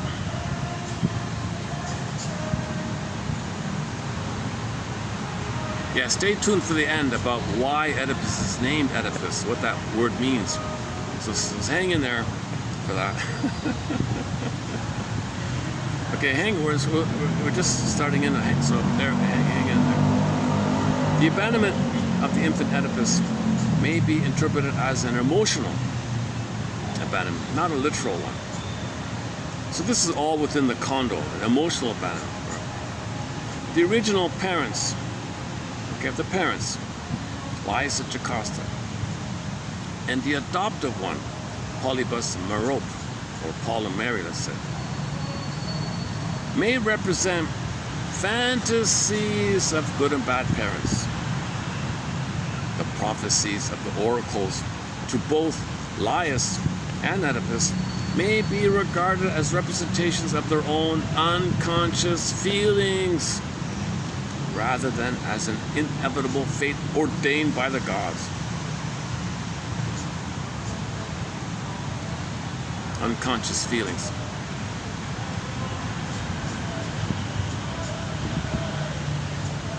So the father can't handle this. These are all unconscious feelings. That's the oracle. Like a dream interpretation. From this vantage point, the story is not the simple unraveling of an externally ordained fate, but rather the interplay between human beings whose own characters determine their mutual destiny. If we consider the Oedipus myth as a family tragedy, well, then that tragedy begins when Laius, the father, at the birth of his son Oedipus, out of fear, fails to confirm his son. I don't want this. I'm not going to confirm. I don't acknowledge him. I don't want him. Cast him out. And he casts him out. Throw him away, he says. Gives it to his wife. Here, wife, you throw him away. I don't want him. So in the story, that's the metaphor of the father saying, I don't want a boy. I'm envious. I want mother to all to myself. You can't have mother. I want mother. He's got the power. He's the baby. Laius is a baby inside in an adult body. Of course, he's got more power than a little baby. He can't be a father. He's still a baby looking for mother. How can a baby looking for mother be a father? And this baby has a baby. And the baby in the adult body is supposed to be a father when he's psychologically a baby, and he has a baby. He's supposed to be a father when he's still a baby. That's the mess here. That's the tragedy here.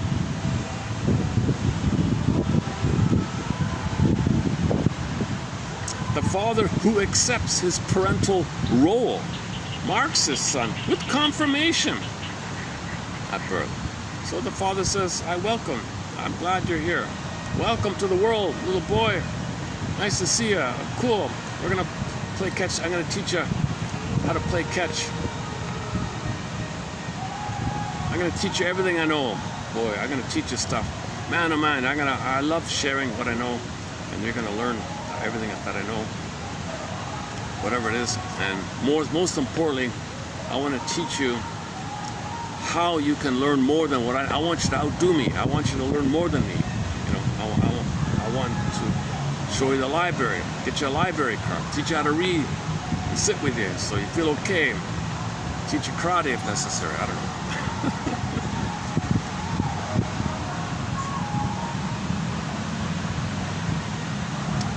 The father who rejects his parental role brands his son with stigma. Yeah, so in that case, the kid will be sent out into the world as a kind of stigma, unwanted. Now everyone's going to pick him on him. He'll be bullied by others. People feel this. People will pick up on it, right? So if the father doesn't want the son goes to school, okay, he's in trouble, right? Okay, now the woman, what about the wife here? Jocasta. Oh, wow, yeah, she's a part of this scam. She colludes with him. She yields to his wish because her fear of motherhood parallels Laius's fear of fatherhood. She can't be a mother just like he can't be a father. So he goes along with her. Her manifest childlike compliance with her husband masks her own unconscious hostility toward him, which she too projects to her child. In one stroke, Jocasta could appease Laius's fears. Oh, don't worry, husband. I'll get rid of him, appease your fear, and reassure myself. Good, I don't have to be a mother. So she gets two right there. So she's really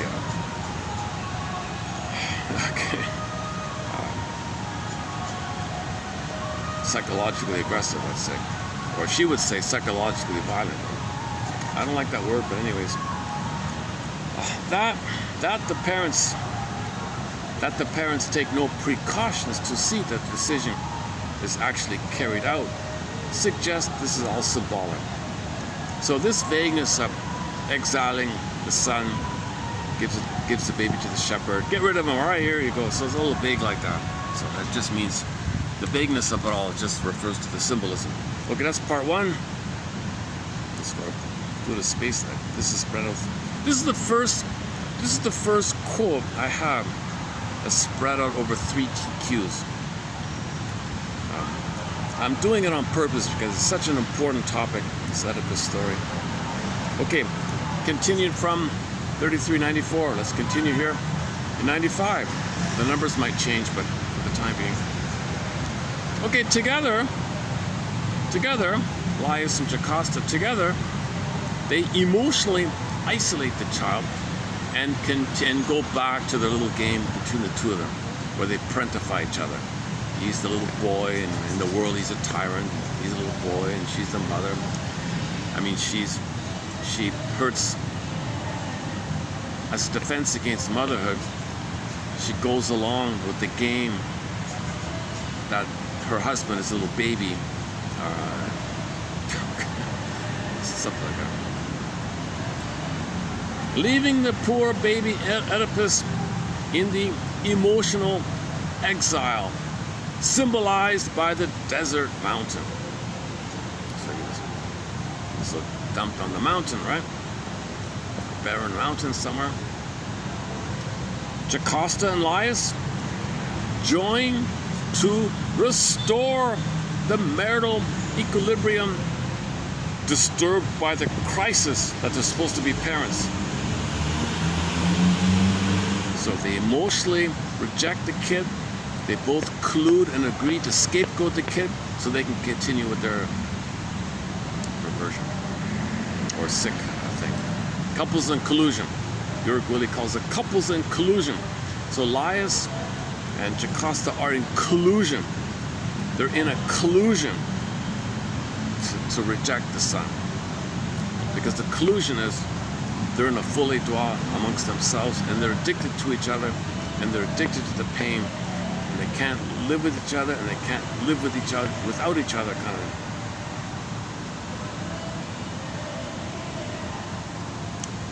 In a reciprocal pattern of negative complementary, they act to preserve the primary dependency pattern in their marital relationship and exclude the threat that real parenthood would constitute in the demand it would make for movement towards a secondary dependency. So they don't want to grow up. These two, Laius and Jocasta, do not want to grow up. They're afraid to grow up. They don't know how to grow up. That's basically it. Actually, each is deprived of the emotional replenishment needed to fulfill their parental role. So doing this makes it even harder for them to be parents. Okay, their unwillingness to accept their parental roles, to meet the needs of their child, exposes the unreality of their performance with each other. A collusive pact to parentify each other, to exclude a mature marriage and parenthood, to resist growth and change, and to divest themselves of responsibility, so that ultimately a child of their union would inevitably be scapegoated or rejected. Their family homeostasis depends on the maintenance of the biopsychic symbiotic dyadic system. Now the stage is set for the ensuing family tragedy. The paradox that the scapegoated baby grew up, quote, to be the proudest son of a kingdom becomes more understandable when we consider Polybus and Merope, okay, Paul and Mary, let's say, Peter, Paul and Mary, let's say, not as actual adoptive. So remember, he was adopted, right? So they dumped the kid in the hills and he was lost and somebody adopted him in the story. Because that's just in the fantasy that the parents are good. It's not an actual physical adoption. There was no physical here's adoption papers signed. There's no physical actual adoption with the papers. We adopt this kid. No physical. It's the metaphor that the traumatized baby fantasized mother's good, father's good, mother's good. That's the Paul and Mary idea, I guess. So he's so great in this fantasy, in this romance fantasy. He's a proud son of royal kingdom, royal good king and good queen. He's the proud prince. It's all fantasy. Okay, the paradox that the scapegoated kid grew up to be the proudest son of a kingdom becomes more understandable when we consider Polybus and Merope not as actual adoptive parents, but rather as images that Oedipus retained of an idealized, a made-up fantasy. I need the more damaging there, the more the compensation theory, idealized Laius and Jocasta. So Polybus is an idealized father. Merope is an idealized mother. An idealized version, a fantasy father, a fantasy mother, called the romance fantasy. A lot of children do this. A lot of children in painful homes have the fantasy, no, my real mother is a beautiful queen somewhere. My father's this really honorable, fair king who nourishes the land and everyone's happy there and there's no slavery in this land. And my father's a good king, good queen, and everyone has creativity and things. And I'm I'm the beneficiary of these wise, mature, healthy parents. Yeah, that's really what's going on. It's all fantasy. It's defense against the pain of the truth.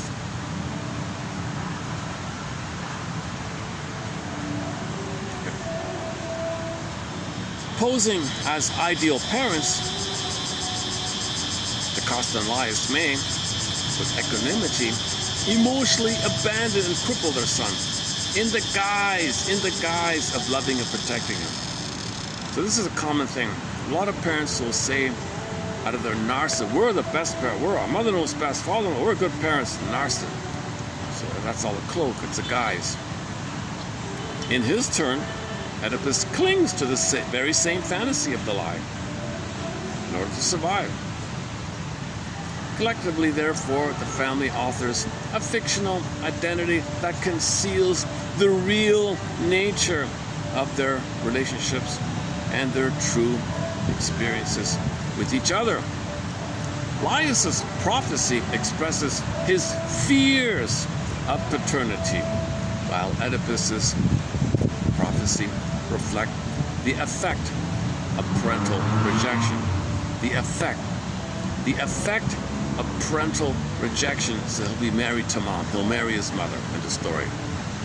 Okay, psychological incest. Nowhere in his deepest feelings can Oedipus find the parental validation he seeks. Nowhere the paternal confirmation on which to base an identity of his own. Crippled by his father's denial of him and deprived of the social confirmation he needs for separate existence, he is abandoned to the maternal lifeline and hopelessly bound by this umbilical tie to his mother in an incestuous, symbiotic marriage. So psychological incest, fusion, psychological. Okay.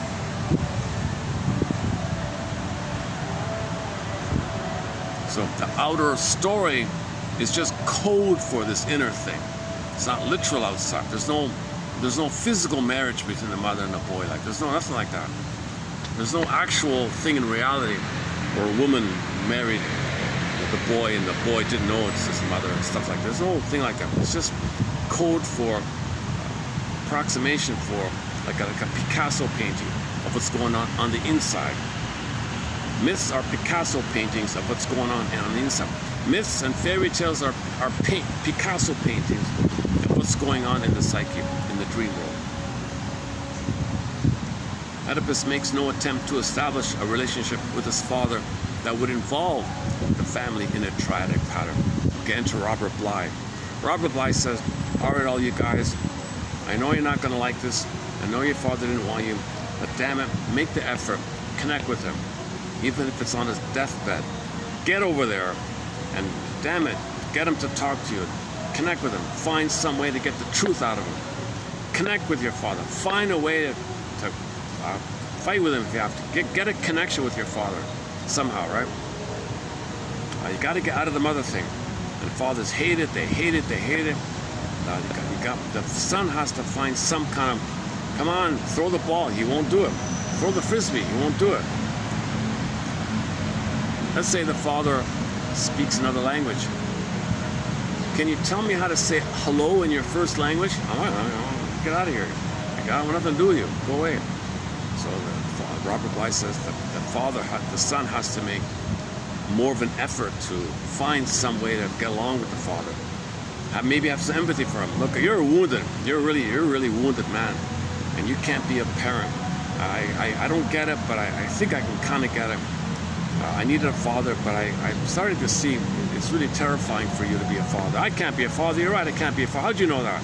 Well, I went to a lecture by Robert Bly. He told me about some of this stuff. Robert Bly, who is he? He's the leader of the men's movement, helping sons to get a connect with their fathers.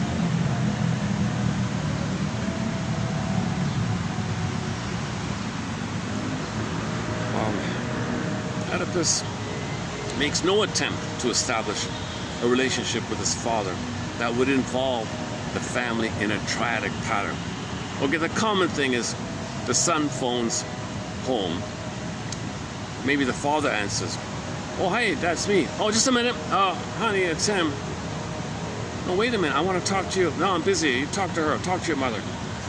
Oh, God damn it. I want to talk to you. I'm busy. Get out of here. Here's the phone. Throws the phone to her, right?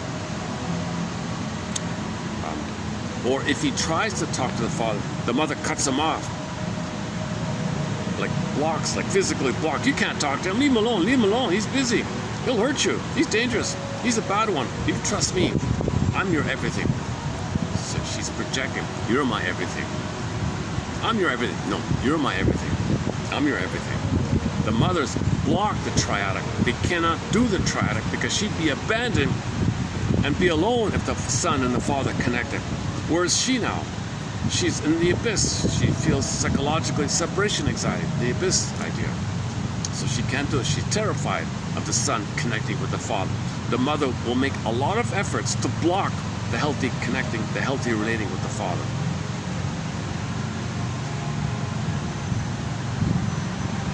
If the father doesn't want it, it's convenient for her, like the Elias story. But if the father wants it, she might interrupt this somehow. She might fix it somehow.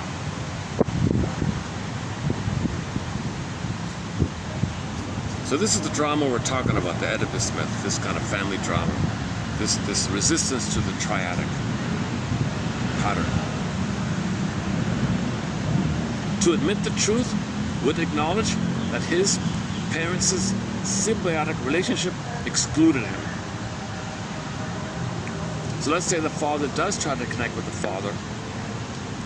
The truth will come up that their symbiotic fusion excluded him. Well, that's what this is about. You were both like little babies to each other, and you couldn't be there for me. What the hell? I was really unloved here. I was really unwanted, unloved. Oh my God! Now you're into the grieving area. Grief is the doorway to feelings and identity. It would reveal his fear of forging a life on his own. Maybe he's fed up. Oh, fine, I'll do it. I'll grab the pen. Gabe's story. Once again, Gabe's story, Twilight Zone. One life furnished in early emotional poverty, the closing narration. One more pallbearer. The combo of Dick and Time and Young Man's Fancy. And a few other Twilight Zone episodes. Now in this kind of area. On the other hand, the lure to perpetuate the family myth is irresistible. You see, so a son with the mother complex just recreates the dysfunction that he had.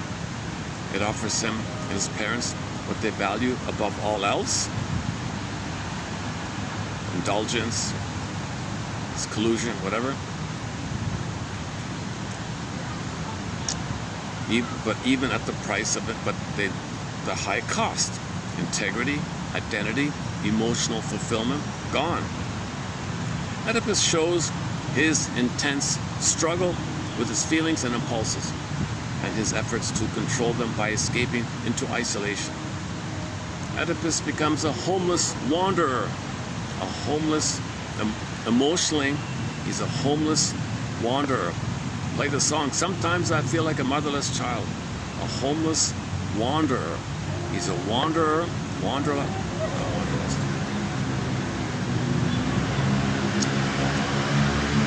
emotional isolation, emotionally homeless. In this, he can maintain the family system and avoid growing up. So if he does this, keeps this, he doesn't grow up.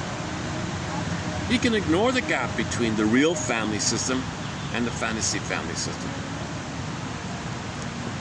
That the identities of father and son are unknown to each other is a vital element in the tragedy.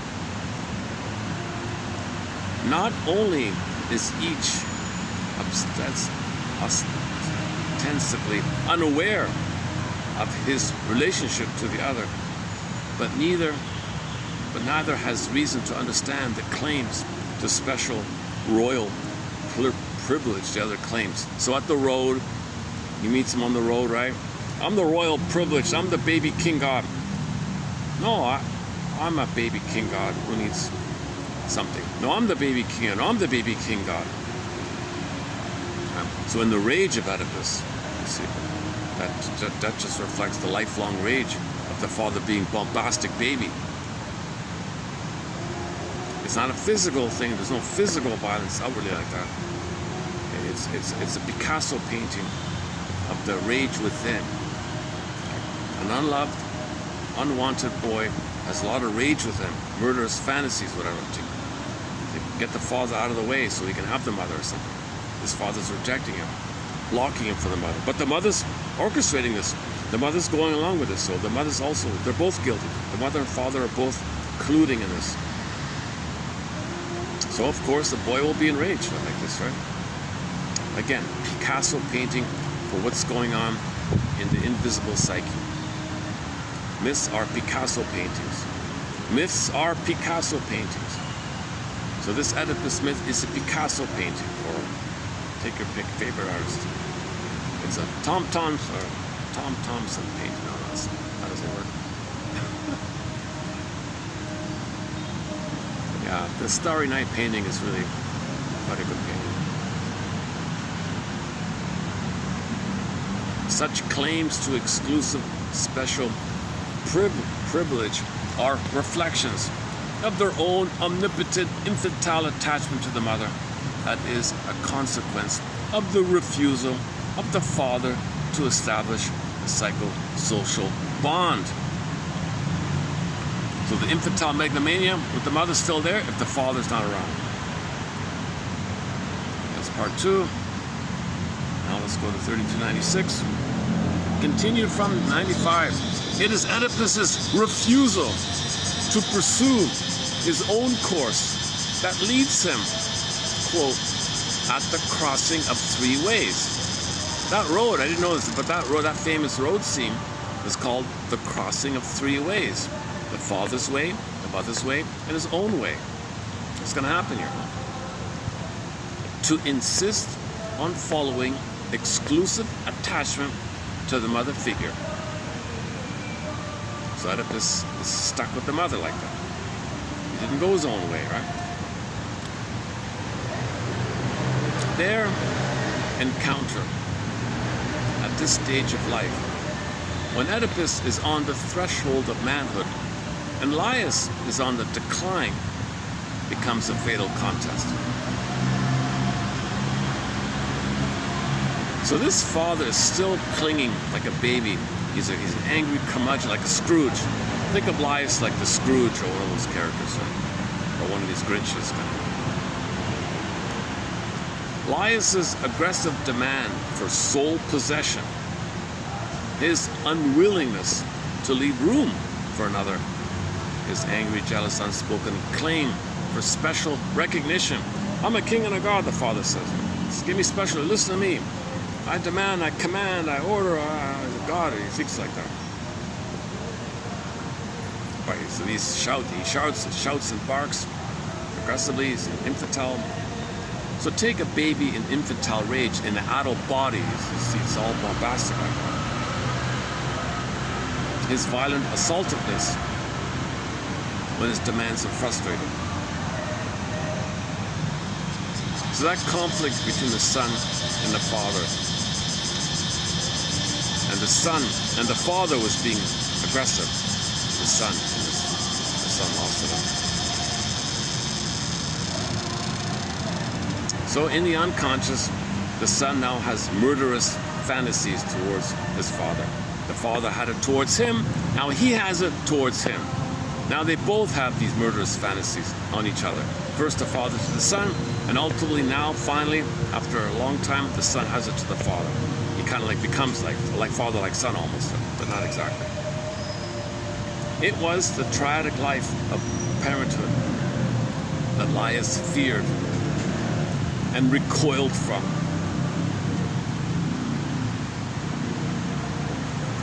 When the marital couple was to expand to include a third, and the parental role was added to the marital roles, Laius led the retreat from this life crisis.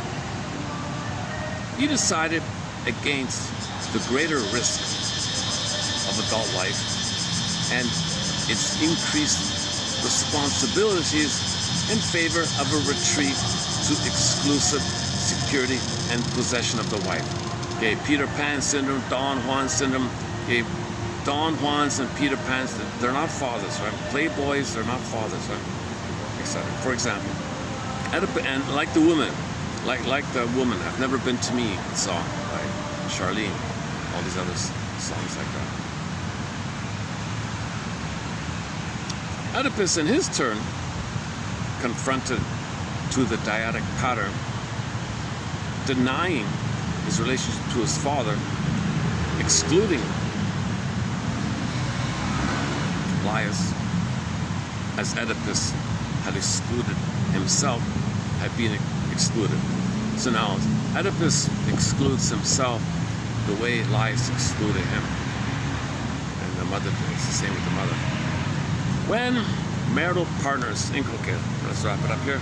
When marital partners fail to meet the challenge of parenthood and fail to move forward into psychosocial relatedness, not only do they regress as individuals, but they contribute to an environmental deterioration symbolized in the plague by the plague in the city. Okay, there's no outer plague in the city, it's just all within the family.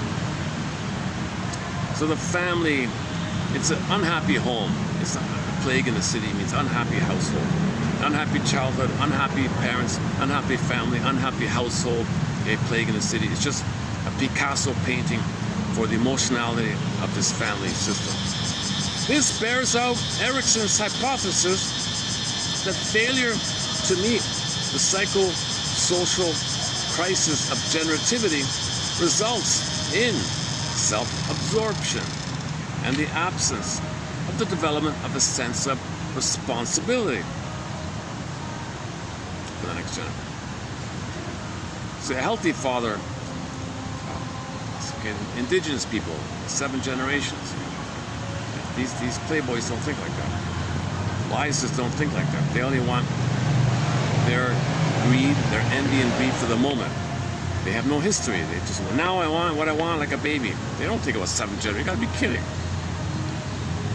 That's why we're destroying the planet. Because these Lias characters, they're the ones that climb the thing. They feel the most entitled, the world owes them a living, and he's got a wife to promote it. She feeds into this.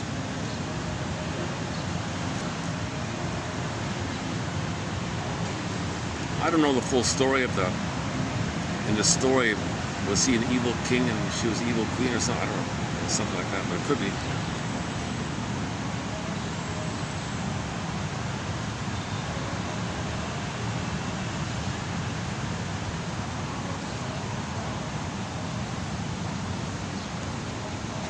See if we're almost done here. Let's see. Okay, let's keep going here. Let me just change something here. Is this okay like that?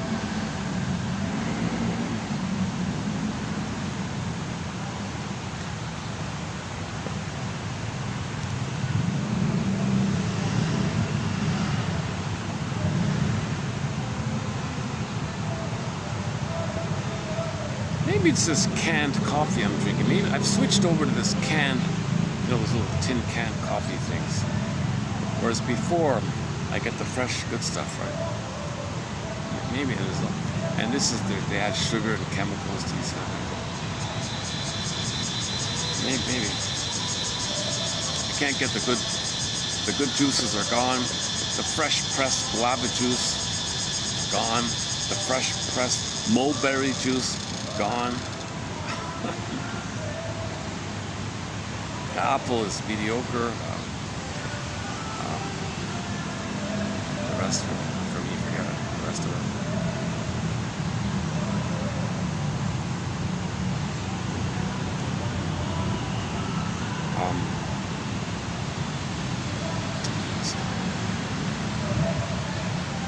Yeah. So who are in the plunder system?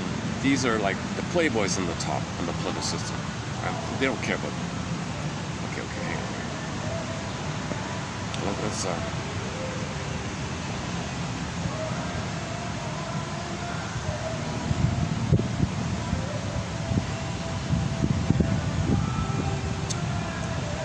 Erikson. This accounts for Lias's inability to solve the riddle. Well, Lias couldn't solve the riddle, right? About development, triadic, things like that. And that's why there were problems when Lias was in charge, right? But Oedipus was in charge. He was also problems. They both had problems. Lias passed the prime of adulthood, having neglected his paternity and stigmatized his son, having clung to sole omnipotent possession of his wife, failed the test of manhood. The riddle. Oedipus on the brink, maybe there's hope for Oedipus, right? Oedipus on the brink of manhood still has before him the opportunity to develop his strength and wisdom by facing his fears and meeting his life challenges by accepting responsibility for himself and for others. Oedipus is alienated from himself.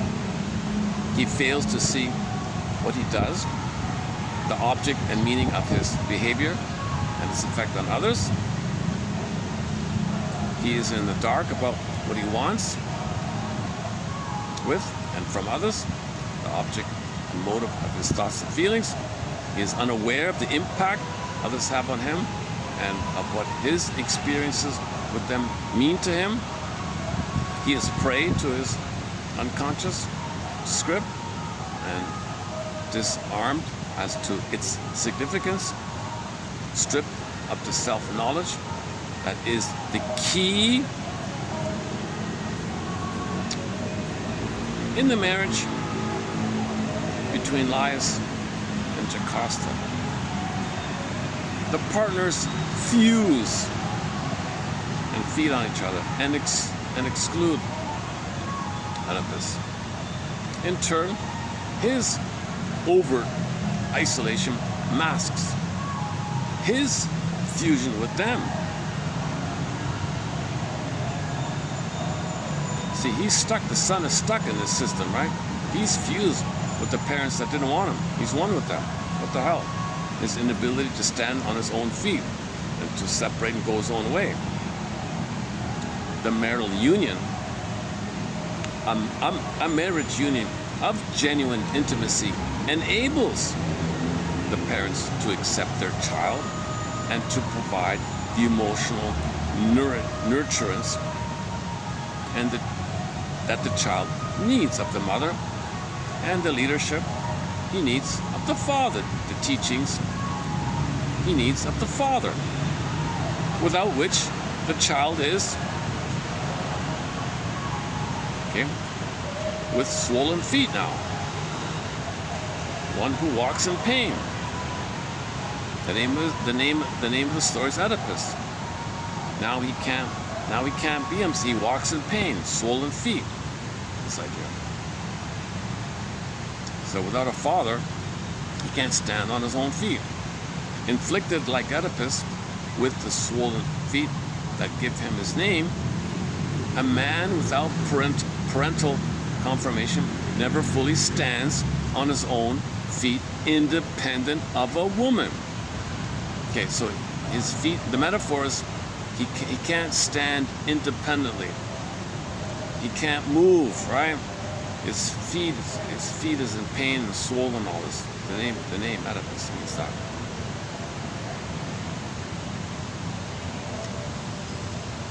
Mother bound. He's going to be mother bound. Without a father, he'll be mother bound. This mother boundness is called Oedipus. He who walks in pain with swollen feet. That's his name. That's what Oedipus means. One who walks in pain with swollen feet. So the mother ensnared him. He can't be free. He can't walk away from the mother.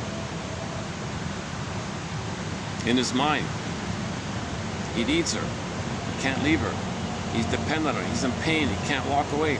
Mother, I need you. I'm in pain. Help. I can't leave you. I can't leave you. I need you, but you're rejecting me. But I can't leave you. I can't leave you, but you're rejecting me. And I can't leave you, but you're rejecting me. And I can't leave you. Okay, so he can't move. The metaphor is he can't walk away, stand on his own feet, go his own way. So the metaphor is swollen. His name is swollen. What's it called again? Oh. I knew somebody who had that condition. Oh my God, oh my God. Well, come to think of it, isn't there a medical condition where somebody's feet is swollen?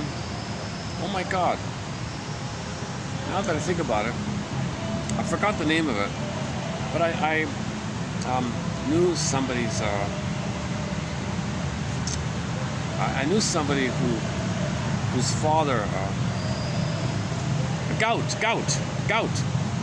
Yeah, he told me his father had gout. What's that? I didn't know what that meant. And then one day I saw it. It was all, oh my God, wow. So this guy I knew, his father had gout, the swollen feet. And come to think of it, that fellow, that man didn't seem like a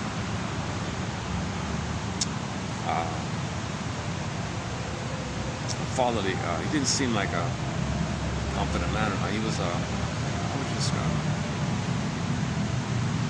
I was told that he was alcoholic. I was told that he was a drinker and he had gout. If he's a drinker, that's the mama complex. So if he is alcoholic, okay, there you go, that's the Oedipus, and he had gout, the swollen feet. Oh, the swollen feet is gout. So he physically, symbolically has the swollen feet. And maybe this myth comes from him. It's just a coincidence, but it's a remarkable symbol, right? The swollen feet. So does alcoholism lead to gout? Question mark. I don't know. I'm not a doctor. Disclaimer times 10. I'm not a doctor. Maybe not. I don't know what leads to gout.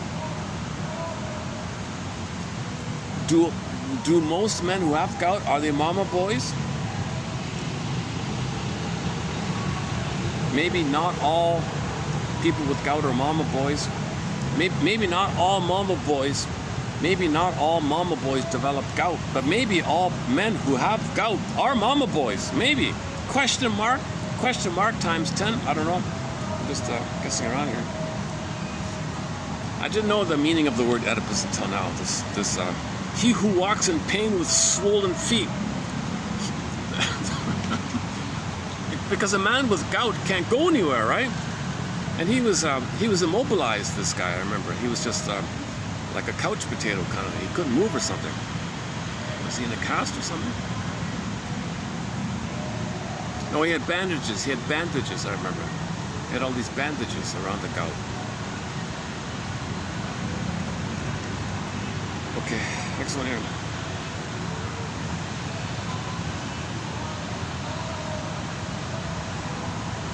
Oedipus, in the story, Oedipus says, what the hell? What's going on with me here? What the hell is going on with me here? Quote, ah, me! Exclamation mark. What ancient pain stirs half awake within me? Ow, ow. So the story casts Oedipus as having some awareness of this. That they're in the hope for him. He's aware that there's some kind of ancient pain in him from the birth, from the early childhood. Ah, me, what ancient pain stirs half awake within me? That's called attachment trauma. The parental refusal to be parents. We can interpret the Oedipus complex as a shared psychosocial family pattern in which the characteristic symptoms in the adults are a symbiotic marriage relationship, a negative solution of the crisis of parenthood, and the resistance to the parental role with the consequent parental rejection of the child. In the child, we find the Oedipal pattern of maternal fixation, mama boy, mother complex, paternal and social alienation, and lack of personal identity. The pathogenic root from this point of view is in the marriage relationship of the parents and the consequent structure of the family configuration, family system, which produce predictable personality constellations, patterns in the children. The interactions between individual and family dynamics in homeostatic balance perpetuate the existing system and block change and growth in both the family and the kid. All right, that's it. Sit there.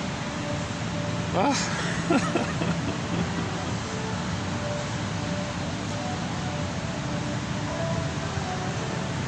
Can you believe it? The ice melted already when I arrived. The ice was already melted. By the time I got here, the ice melted already. When I go the other way, I still have it. Okay, good article. Man, oh man, 2 excellent articles by Miss Forrest here. Yesterday's article was titled, let's see, let's take it up here. Yesterday's article by Miss Forrest, which we previewed, was entitled The Combined Use of Marital and Individual Therapy in Depression. Okay, that was a great article. That's a good article. And today's one, edit this one. And she's got 3 more, I think. So it seems like she didn't write that much, but the 2 that I found are excellent. So I'm looking forward to the other ones. 3 more. So that'll be 9 from Barnett. Let's say 3 from her. That's 12, right?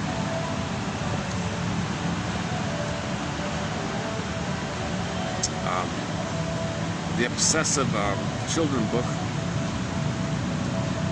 Okay. And the Miscellaneous today. So there's 15 sets of quotes here on the obsessive topic. And let me take a little musical break here. My goodness. What are we doing here? Where's the battery? Well, look at that, eh? Unbelievable. Okay, whatever. The battery doesn't charge, but it holds still. For some reason, it's still at 20%. Like 30 minutes ago, it was at 20%. It's still at 20%. So at least it's not draining. That's okay then. It's still okay, right? But in the past, I would get more power, right? Oh, is the phone hot, heating in the back? Yeah. It's kind of burning up in the back a bit. Yeah. All right. Let me take a small.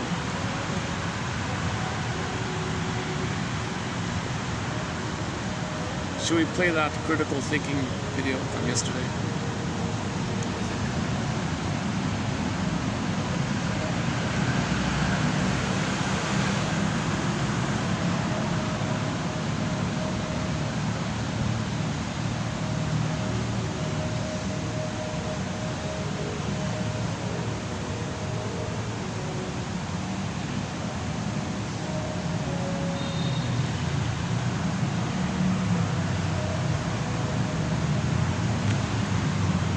Okay, I think what I'll do is let's go to Radio Garden and wrap it up for today here. So the fun website is Radio Garden. So I'm just going to randomly stroll through the radio stations and see if we can find a fun song to end up with. Radio Garden. Sometimes I get lucky. I find a good song right off the bat. In the Ivory Coast, man oh man, we found a great musician from the Ivory Coast, Nyanka Bell. We got 3 of her songs on our soundtrack there.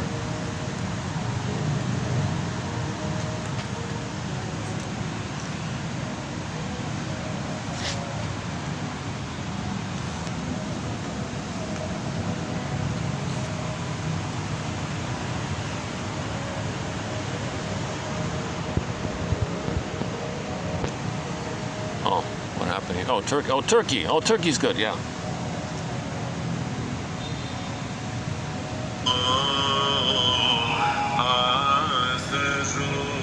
Okay, let's not do moaning for today. Let's find some fun. Let's find some fun upbeat song here.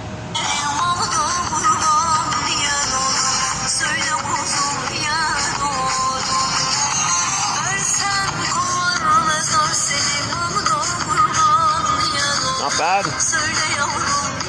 Let's just randomly. Tenino. Oh, this is gonna, okay, if I go here, it's gonna be copyrighted, all this.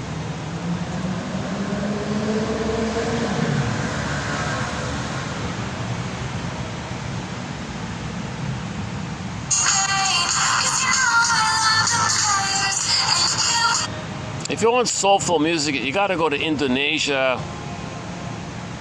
Chandler. What's this?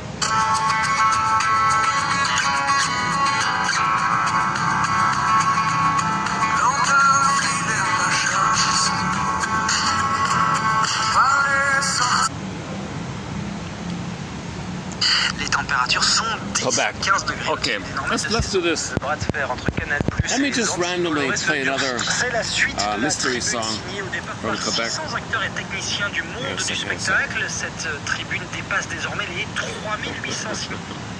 So the classic rock band Mystery is from Quebec. Hang on a sec, let me try something. Mystery.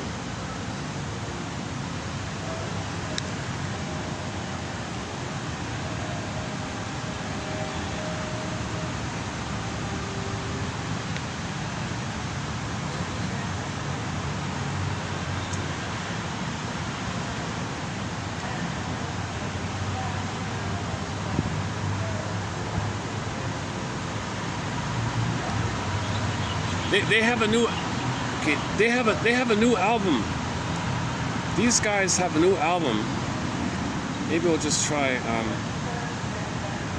what's it called again? Delusion or something? What is it? Okay, give me a To sec. say that I love this job is an understatement. To say that Well, how do you feel? How do you feel? Let's try this. How do you feel? Here's a song. Is that it? Oh, hang on. Far away Oh. from the deadly sounds of the city. In the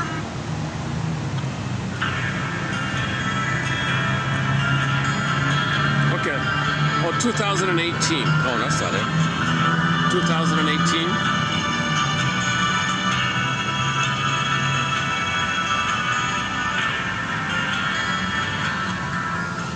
Okay, 2018 from the band Mystery. Why don't we wrap it up?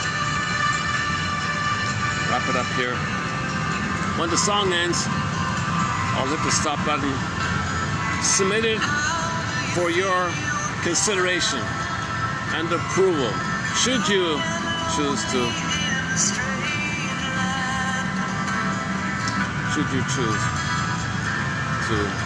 accept it. Your mission in the event you consider it is to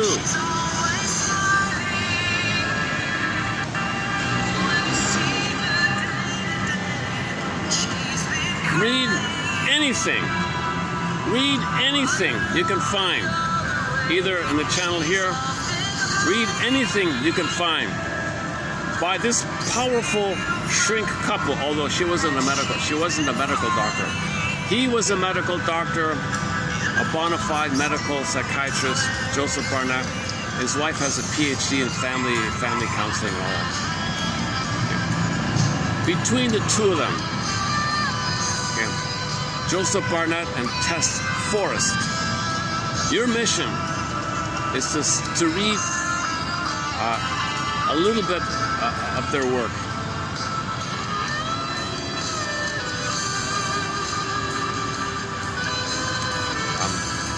That's it. I'm just having a little fun with this kind of idea. I'm not trying to sound too pompous here. Ultimately, may these quotes inspire curiosity, understanding, empathy, growth and development. And I'll see you in the next video.